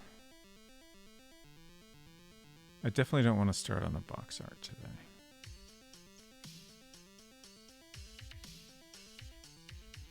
That's going to be weird doing doing a lot of drawing and experimenting with painting, which I'm not good at. But hopefully it'll be fun. I'm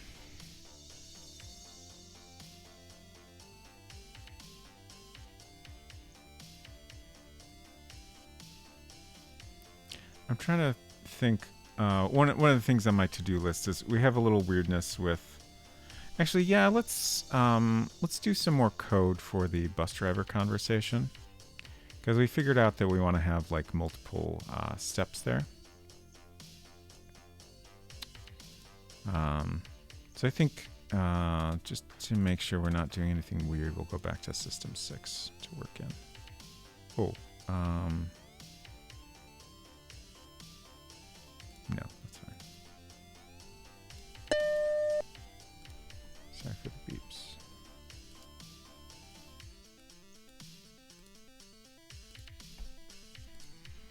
Oh, okay, that's cool.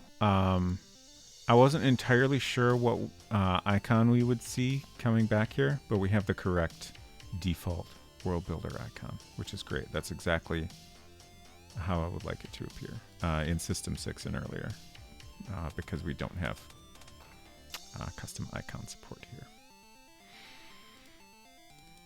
So we're going to need a new variable for this conversation. Feels so weird to select transfer point instead of Untitled Game. Let's see, where's my variables list? Transfer point variables. Okay, so we're doing a bus-related variable. We could use a B. Let's see, some of the B variables are cursed. B2 and B4 are cursed. We could do B5. Or we could do S for Sharon. We've got a lot of S variables already, so let's use a B. B for bus driver. B5. Bus driver conversation.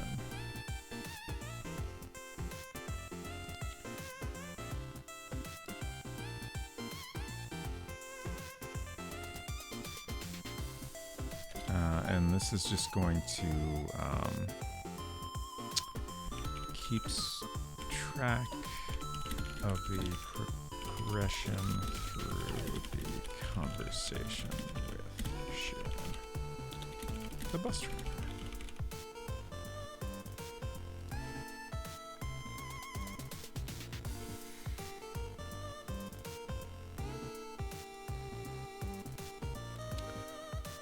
So that'll start out as 0.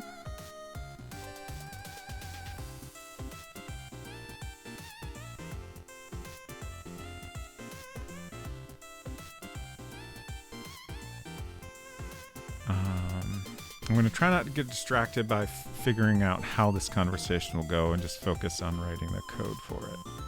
So generally what I've done is when we have like a conditional thing here, I have like this if text equals talk goes around everything, and then inside that I check for the variable, and then at the end I have our fallback. So this is like our initial conversation that will print if none of our other conditions are true. So before we type any of that code, let's go ahead and do let b5 number sign equal 1. So it'll start out as a number that's less than 1. In my experience, it's 0, but according to the documentation, it might be an unknown number that is less than 0. So if b5 number sign equals 1, then we do the second part of the conversation. And for now, we just paste in the same text. Oh, and we also need to change the variable again, of course. So this time we change it to 2. And then we'll take that whole block. If it equals 2, then we set it to 3. And I think actually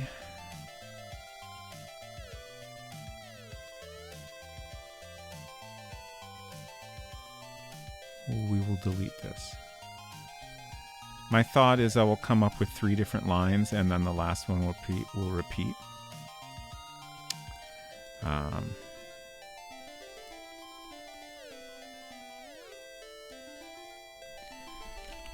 So she'll say something like, all right,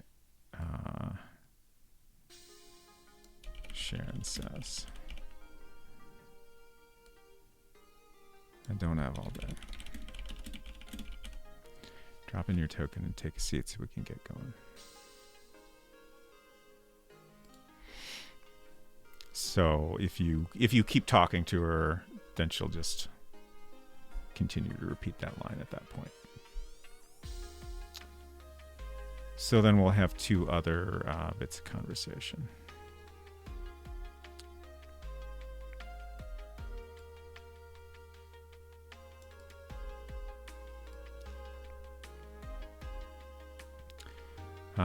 So to start out, she'll just kind of tell you what to do. And then maybe in the second line, maybe the second line we'll introduce ourselves.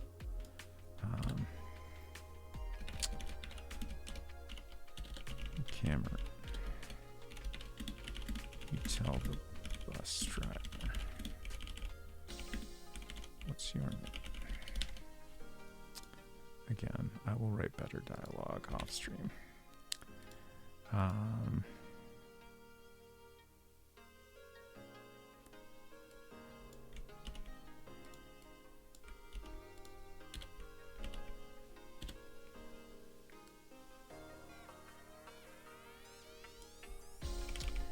Sharon, she tells you.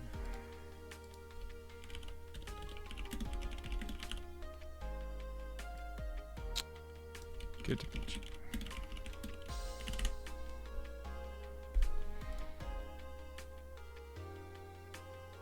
All right, that's fine for now. Let's see how that works. Make sure I didn't goof anything up.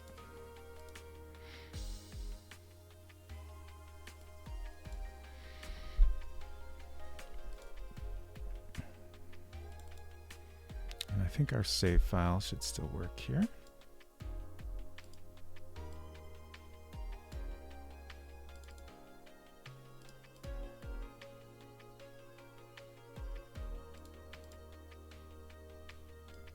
Before it makes any loud noises, let's turn this down. Okay, so grab our token.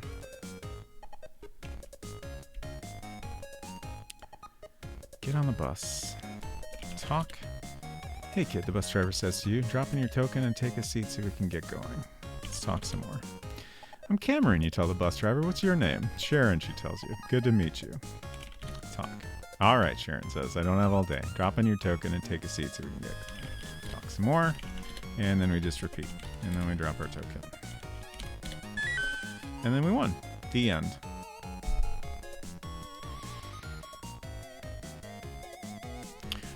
Ooh, that's another thing.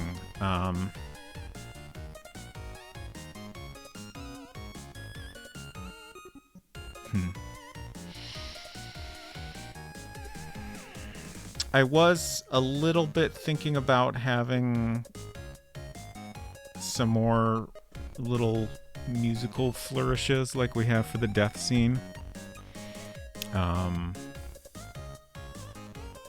Like maybe on the intro screen, maybe at the end here. I might experiment with that, but I might just not worry about it.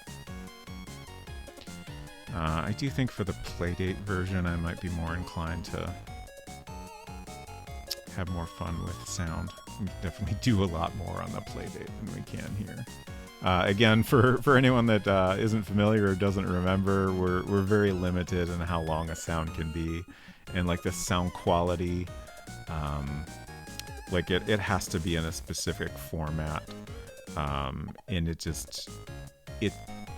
everything, like no matter how clear you start with, it comes out sounding very kind of staticky and not great.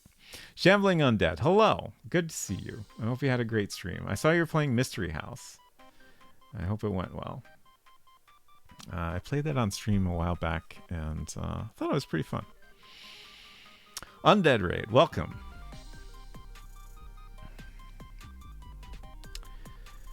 For anyone new here, we have been making a game in World Builder, program from 1986. And we're done. That's the end. We even made a little icon for it today. We finally renamed it from Untitled Game to Transfer Point, which is the name we decided on a while ago. You're at the end and can't figure it out? Oh no. So what part are you at exactly? I'm trying to remember how the end of that goes. I remember getting to a specific point, and I can't remember what came after that. I'm trying to be vague because I don't want to spoil anything if you don't know already. The half-pixel coloring in that game was neat. Yeah. I really, I would like to play some of the other early Sierra games at some point. I have a Joe is Alive save and a Joe is Dead. Okay.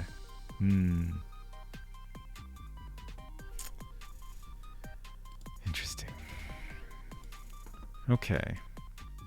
Well, shoot. I was getting ready to wrap up, but now I feel like I should continue a little longer since we got some new folks here.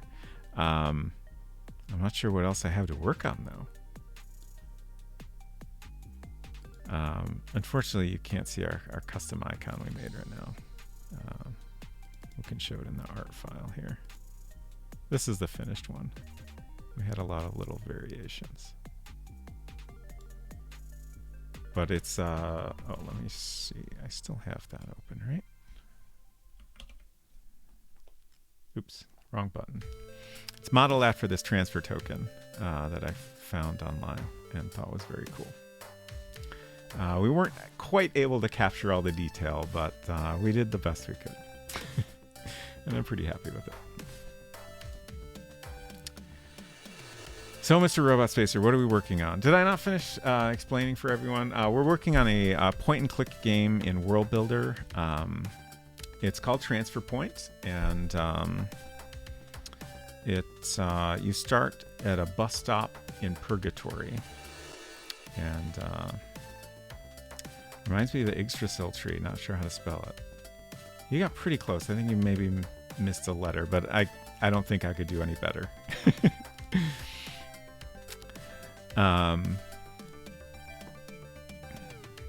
So yeah, it's World Builder is kind of a combination of point and click and text parser mechanics. So you can click on things and you can also type things in. It's a little bit like Mystery House if you could also click on things in the picture sometimes. Yggdrasil. Okay. I feel like, are there different ways to spell it, or is that the only one? Maybe that's the only one. I'm just remembering it slightly differently. I'm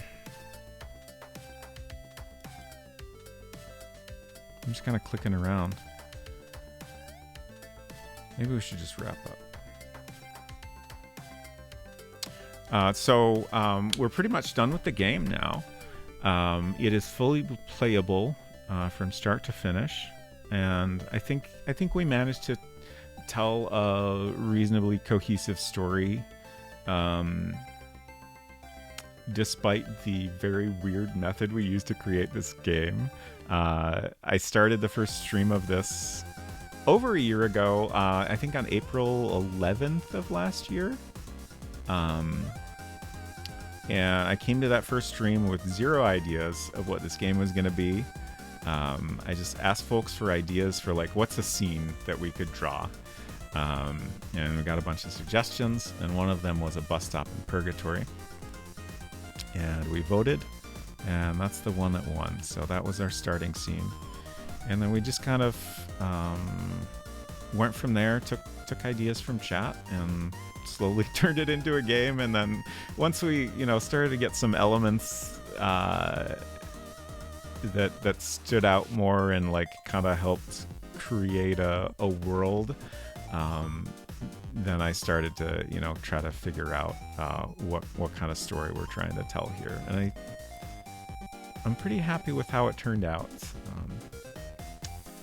despite this weird method of playing a game. And so our next steps will be to... I've got some sound effects and cleanup and stuff to do off stream, but it's pretty much complete. I'll have some folks test it. I will say, if anyone is interested in testing it, feel free to get in touch with me on Discord. I've got a couple folks already that have offered to do that. Hopefully they're still willing to. It's been a little while since they offered, I think. But it'd be nice to get maybe one or two more people. I think both of the people that offered are pretty spoiler free. So, like, not all the testers have to be spoiler free. So if you know how to play the game, that doesn't necessarily mean you can't offer valuable feedback and, you know, help find bugs. The idea is like I want to get some feedback from some people on like how they feel about the game in general. Like the story makes sense. Were the puzzles too difficult or too easy? Was there anything that just, you know, was confusing about how you play the game? And then also some feedback on just like, did you find anything that didn't work right? Or were you able to break the game in some way? Oh, I have an outstanding Mac break? Oh my gosh, how did I miss that? 5 minutes ago. Okay, that gives us something to do. Unseeker Crush, what would you like for Mac break? We have...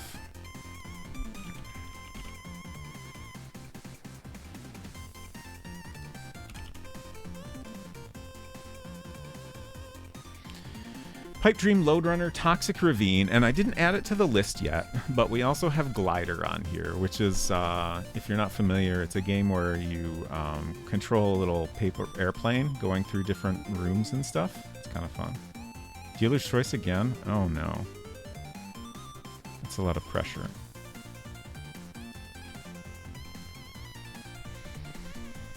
Honestly, I like Load Runner a lot. Load Runner's fun. We also have Max Ski.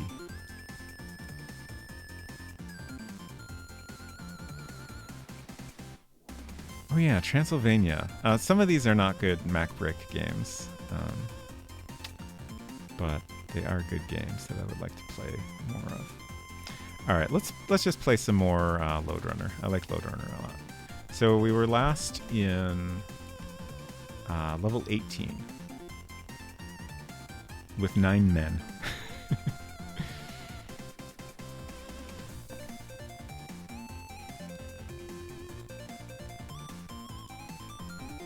For anyone not familiar, I have some channel point redeems. I started out with DOS Break, where people could make me play a DOS game for 15 to 20 minutes. And then I recently added Mac Break, so we can share some more like arcadey Mac games that are, you know, different from things I would normally stream. I got a timer, 20 minutes, and we'll see how we can do in Load Runner. Let's see. Unfortunately, since we've reached higher levels, we have to forfeit our high score attempt, but that's okay. Yeah. And we'll get our extra mans. Let's get up to 9 here. Okay.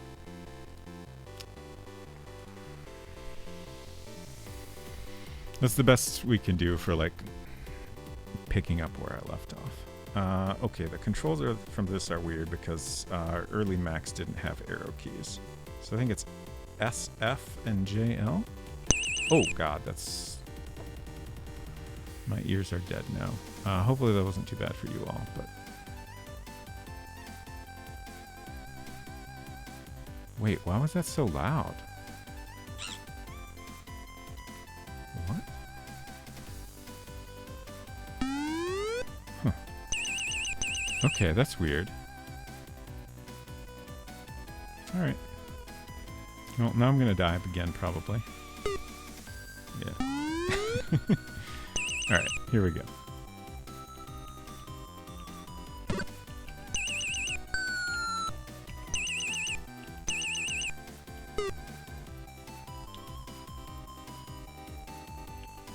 Oh, that's rude.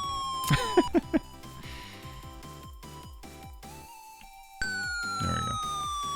Okay, so we can't go that way to get to the rest of this.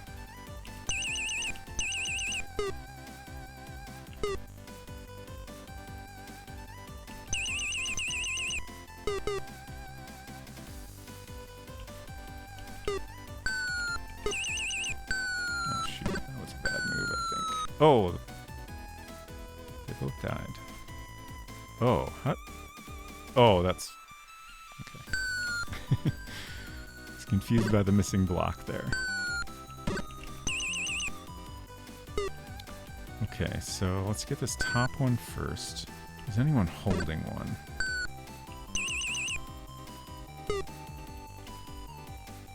I guess we're gonna have to go back up to get that middle one. Current status, eating Cheetos straight out of the bag, no chopsticks. Living on the edge.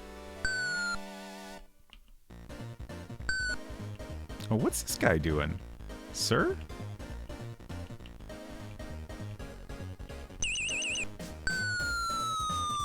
Oh crap, oh crap, oh. Maybe I should get that middle one first. It's kind of a tricky one. Like, since you have to start over if you die, I feel like it makes sense to go for the trickiest ones first. Guy faked you out. He sure did. Did a real good job of it. And also with him there at all, like, it kind of makes this part... Oh, shoot. Oh, shoot. Oh, shoot. Okay. It's fine. We got it. And now that guy will be stuck there, which is great. I don't want to go down there yet. Let that guy get out of there first.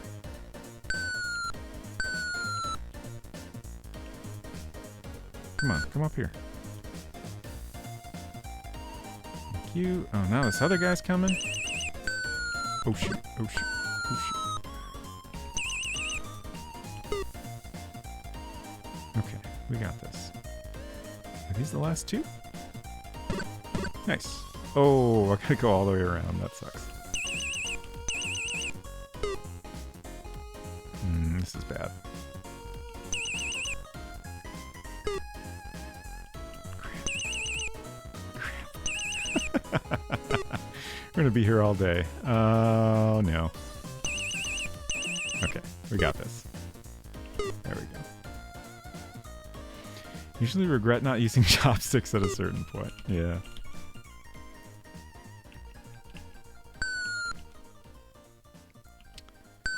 Oh, now this guy's hogging the ladder. Sir? Thank you.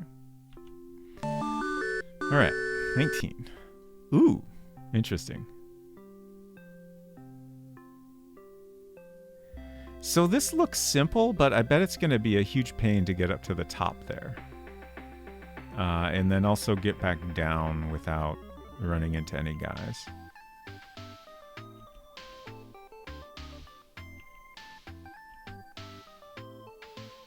This is good. They're all coming around this way. I'm going to try to draw all of them down here. Oh, of course he respawned. Oh no! No, no, no, no, no.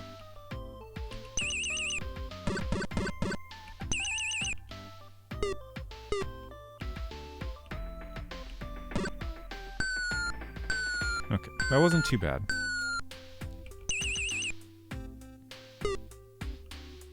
No, that's not happening.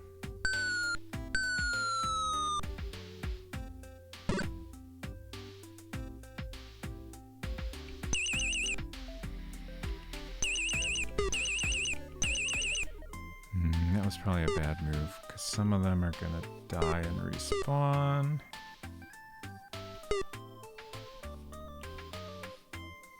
Yeah, that was bad.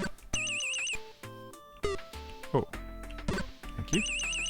Oh crap. Oh no!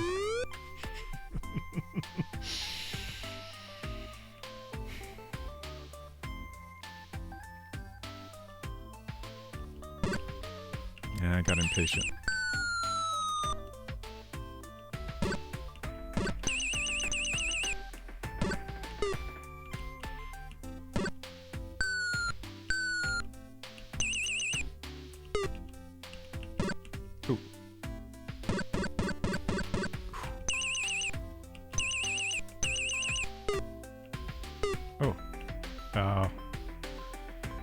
I wasn't sure if I had enough time to grab that.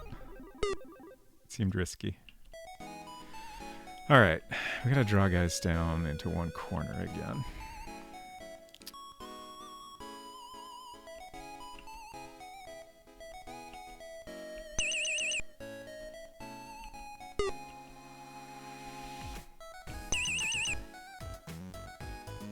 Oh, thank you.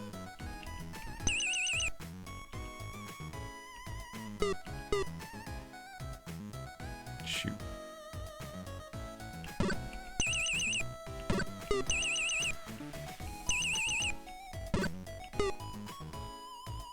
Oh, shoot. Oh, no. Oh, no! This is very hard.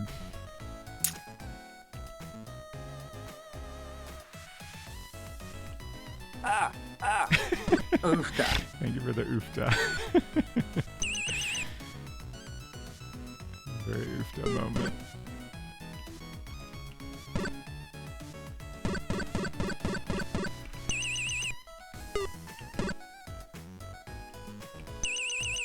I should be drawing them into the middle here. Would be a better spot. I wish there was a way I could, like, get over there from here.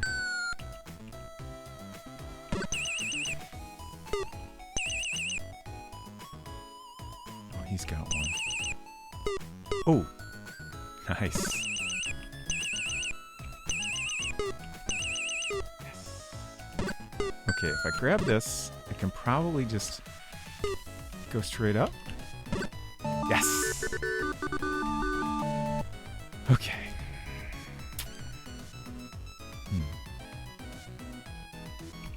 Oops. Wrong key.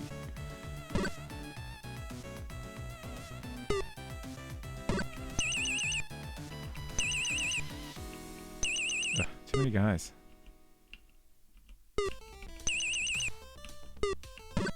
Oh crap.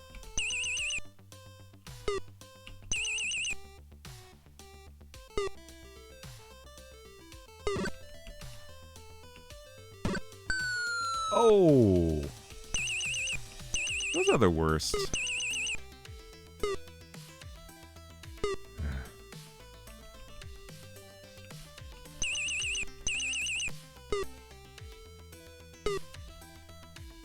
Oh, come this way. Okay.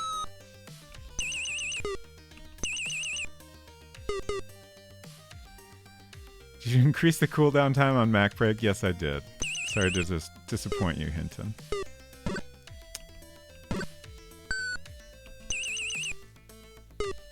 Hey, oh! I spaced out a little there. I forget exactly what I set it to. But I think there's like an hour apart and a limit of 2 per stream, something like that. Feel targeted. I mean, I didn't mean for it to always be set up that way. I just did it for like the first Mac Break stream where I had enabled it.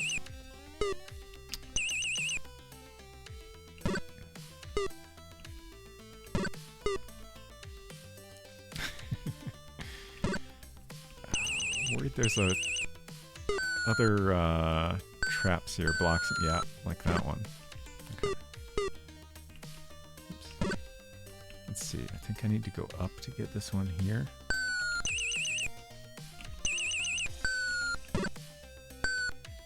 Oh, oh, oh. One nice thing is that the enemies can't fall through the holes you've made. I appreciate that very much. Shoot. They keep respawning up there, but that's where I want to go. Don't they know I want to go up there? He's going to do it again. Don't respawn. Okay. Ooh, that was close.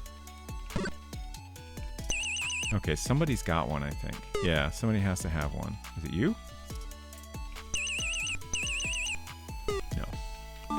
Oh! I thought that when you had them all, there would always be a ladder that goes all the way to the top. But I guess that's wrong. We've still got 7 minutes. I think we could do this one. Get my mouse out of the way.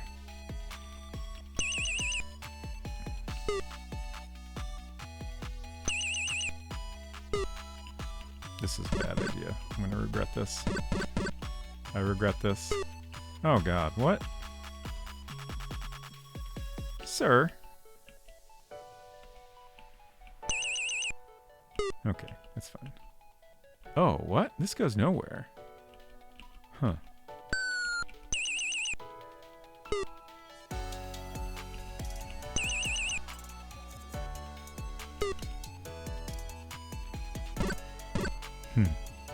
And this also goes nowhere.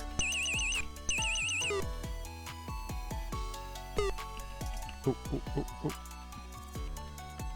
So I have to go up here and across to get the rest of these. Oh, I hope there's no traps. Okay, good. I'm gonna have to do multiple trips to get all of these.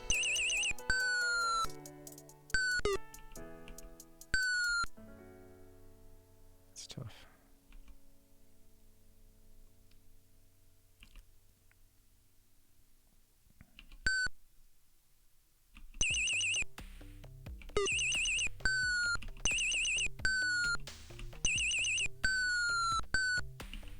I don't think you can do this in less than three trips.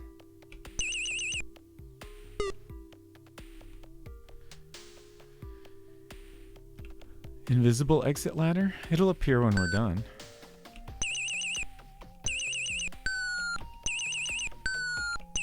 Oh, shoot. It's fine, I'll just wait for it to fill in. Oh, the last game. Okay. I saw your comment late, probably. Yeah, some levels, like, you don't get an exit ladder at all.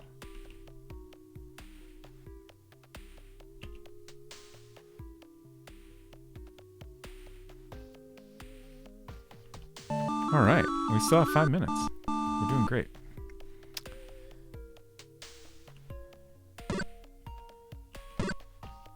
Oops.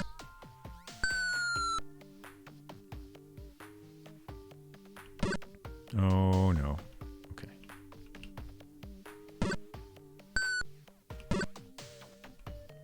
don't like being on the ground where there's nowhere to dig.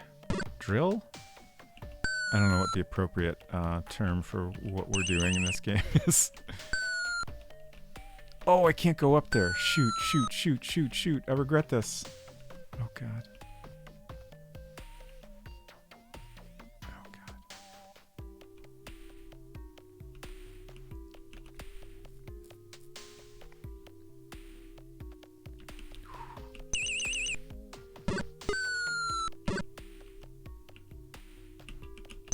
Oh. Oh, that was interesting. Yikes.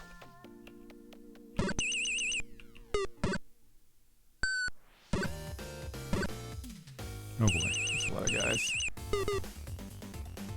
Okay. We got this? Oh, I'm gonna fall down, so I gotta go back up.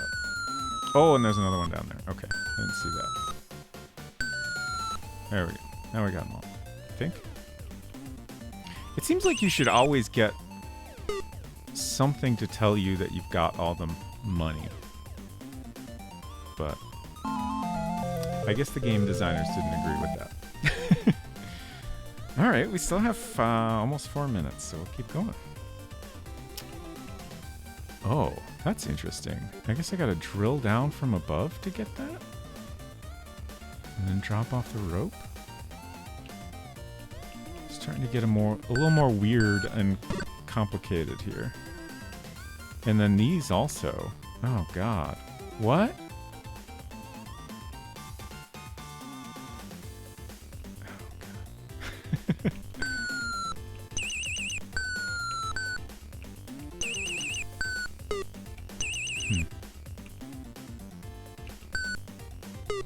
I'm trying to figure out these bottom ones here below me. How do we do this safely? Shoot. Okay, so I can do that for this one. And I think I can accomplish something similar on this side. Like if I do this, and then this, and then this. There we go. Okay. Not too bad.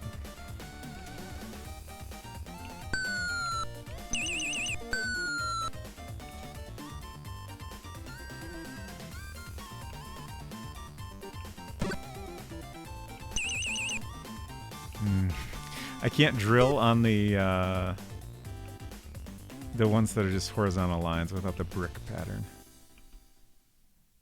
Only drill in brick. Oh, but I have to get past those guys. At least one fell down, so he's stuck down there now. Okay. Let's go get this one first.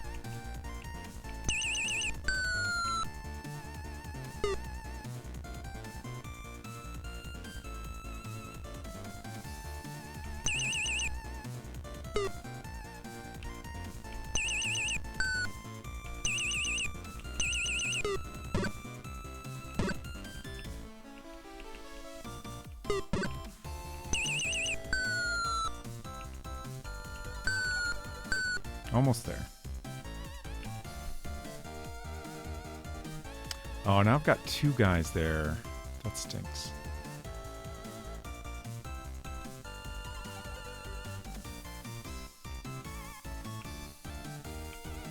Oh. My hand got off the right keys. Oh, yeah. I was hoping I could get one to drop down, but I wasn't sure how. Okay. Oh. God, that was scary.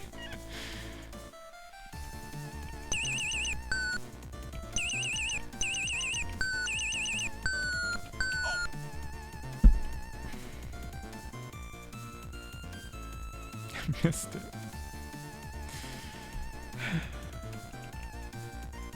First try, you got it.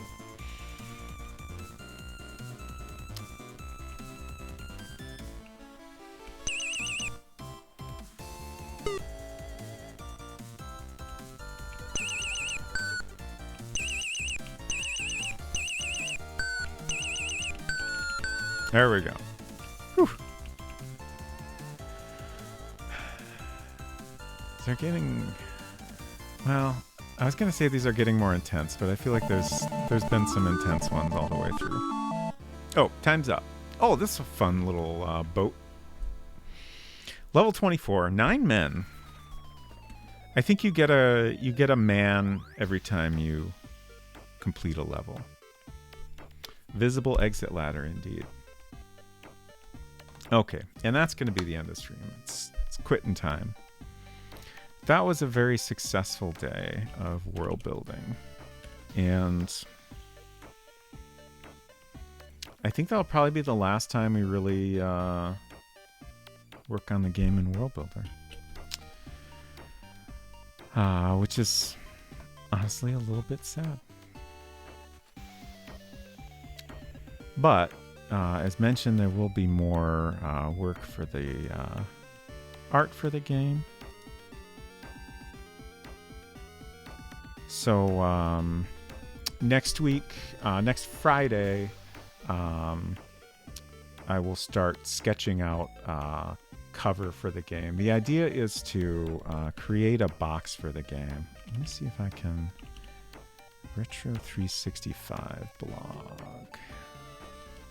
Okay, so here is the art for Enchanted Scepters, which I really love. This website is really great. I really love the style of the photography on here. I was thinking about this the other day, and the thing I really like about this photography is it really gives you a sense of like this art as an object. Let me put it on screen while I'm rambling about this. That's not right. There. I had it open in a different tab. Okay. So, yeah, like, you know, a lot of box photos just like, it's like they're trying to give you like the perfect representation of the art, which is great. You know, it's nice to see that. But this gives you a sense of like what this box is as an object. Like, it's like easier to imagine like what it's like to hold this and, you know, look at an actual physical copy of it. And I enjoy that a lot. But also just this Enchanted Scepters cover. This is the first Oh God, Mac OS is doing something weird. What are you doing? It's put little text all over, like it's trying to translate it. Oh my God. This was the first World Builder game released in 1984. As far as I understand, there wasn't originally a plan to like release World Builder as a separate tool, but Silicon Beach Software liked it and eventually released it a couple years later. But I really like this style. I would love to get something that is at least similar to this. I almost wish we could look at this even closer. Just to... I feel like this was probably painted. I think it's probably painted. It's hard to tell for 100% sure, but it just looks like there's some areas where this has to be brush strokes and not like, you know, pencil or whatever else you might use. Yeah, it's got to be painted. But hopefully I can, you know, get something somewhere or another that looks kind of like this style.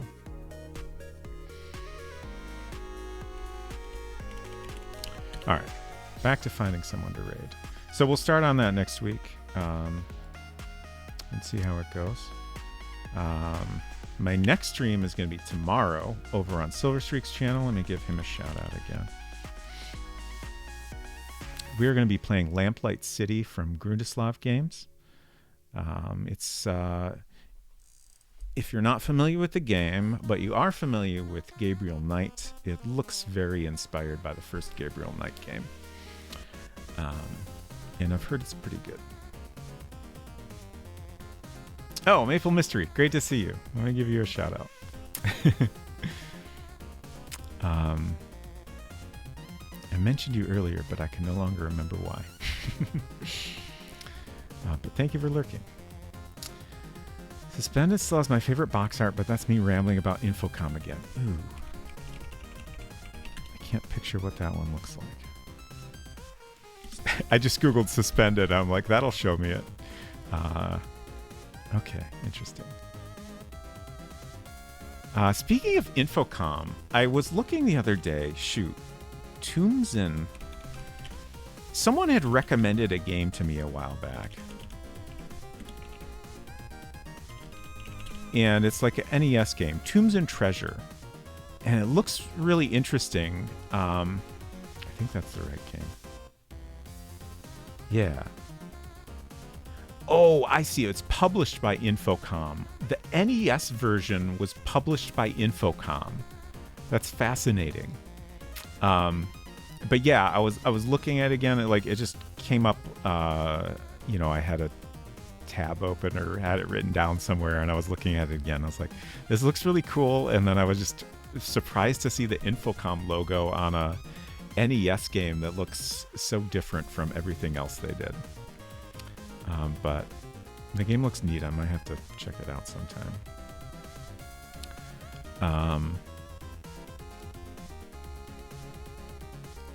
Oh, you started messing around with that one recently? Nice. Kind of looks like gouache, maybe. Yeah, I think you might have said that before. I got some ancient gouache lying around somewhere. Okay, maybe I'll give it a shot.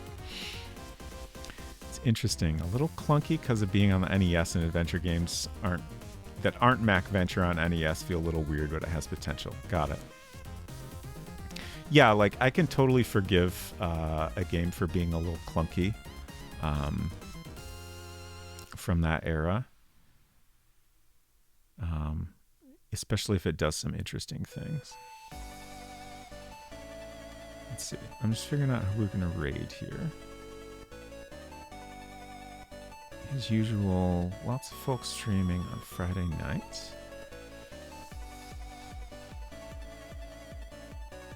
I think we will go say hello to Ghoul Babe once again. She's playing more Tex Murphy, the Pandora Directive.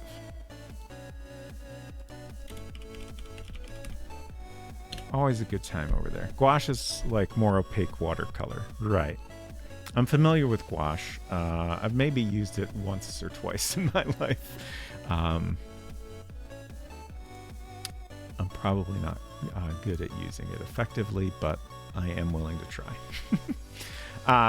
I mentioned tomorrow over on Silver's channel, we'll be playing Lamplight City. Next Tuesday, of course, we'll be back at it on Mopedi Island. And on Tuesday, I will pass the 100-hour mark of playing Mopedi Island, which is a very exciting occasion. So I hope you can join me for this exciting time. Also, if anyone missed last week's stream, especially the end of it, we found an exciting new area and puzzle that I cannot wait to get back to. There's a raid message if you'd like one, if you'd like to join the robot parade. Did the cookie cake get set up? We have not figured that out yet. We figured if we can't get a cookie cake for next week, we can always get one for actually completing the game. But there will be a cookie cake eventually. We'll do our best. Going to enjoy it vicariously through YouTube. Nice. Thank you all for hanging out, and have a great weekend, and we'll see you around. Bye.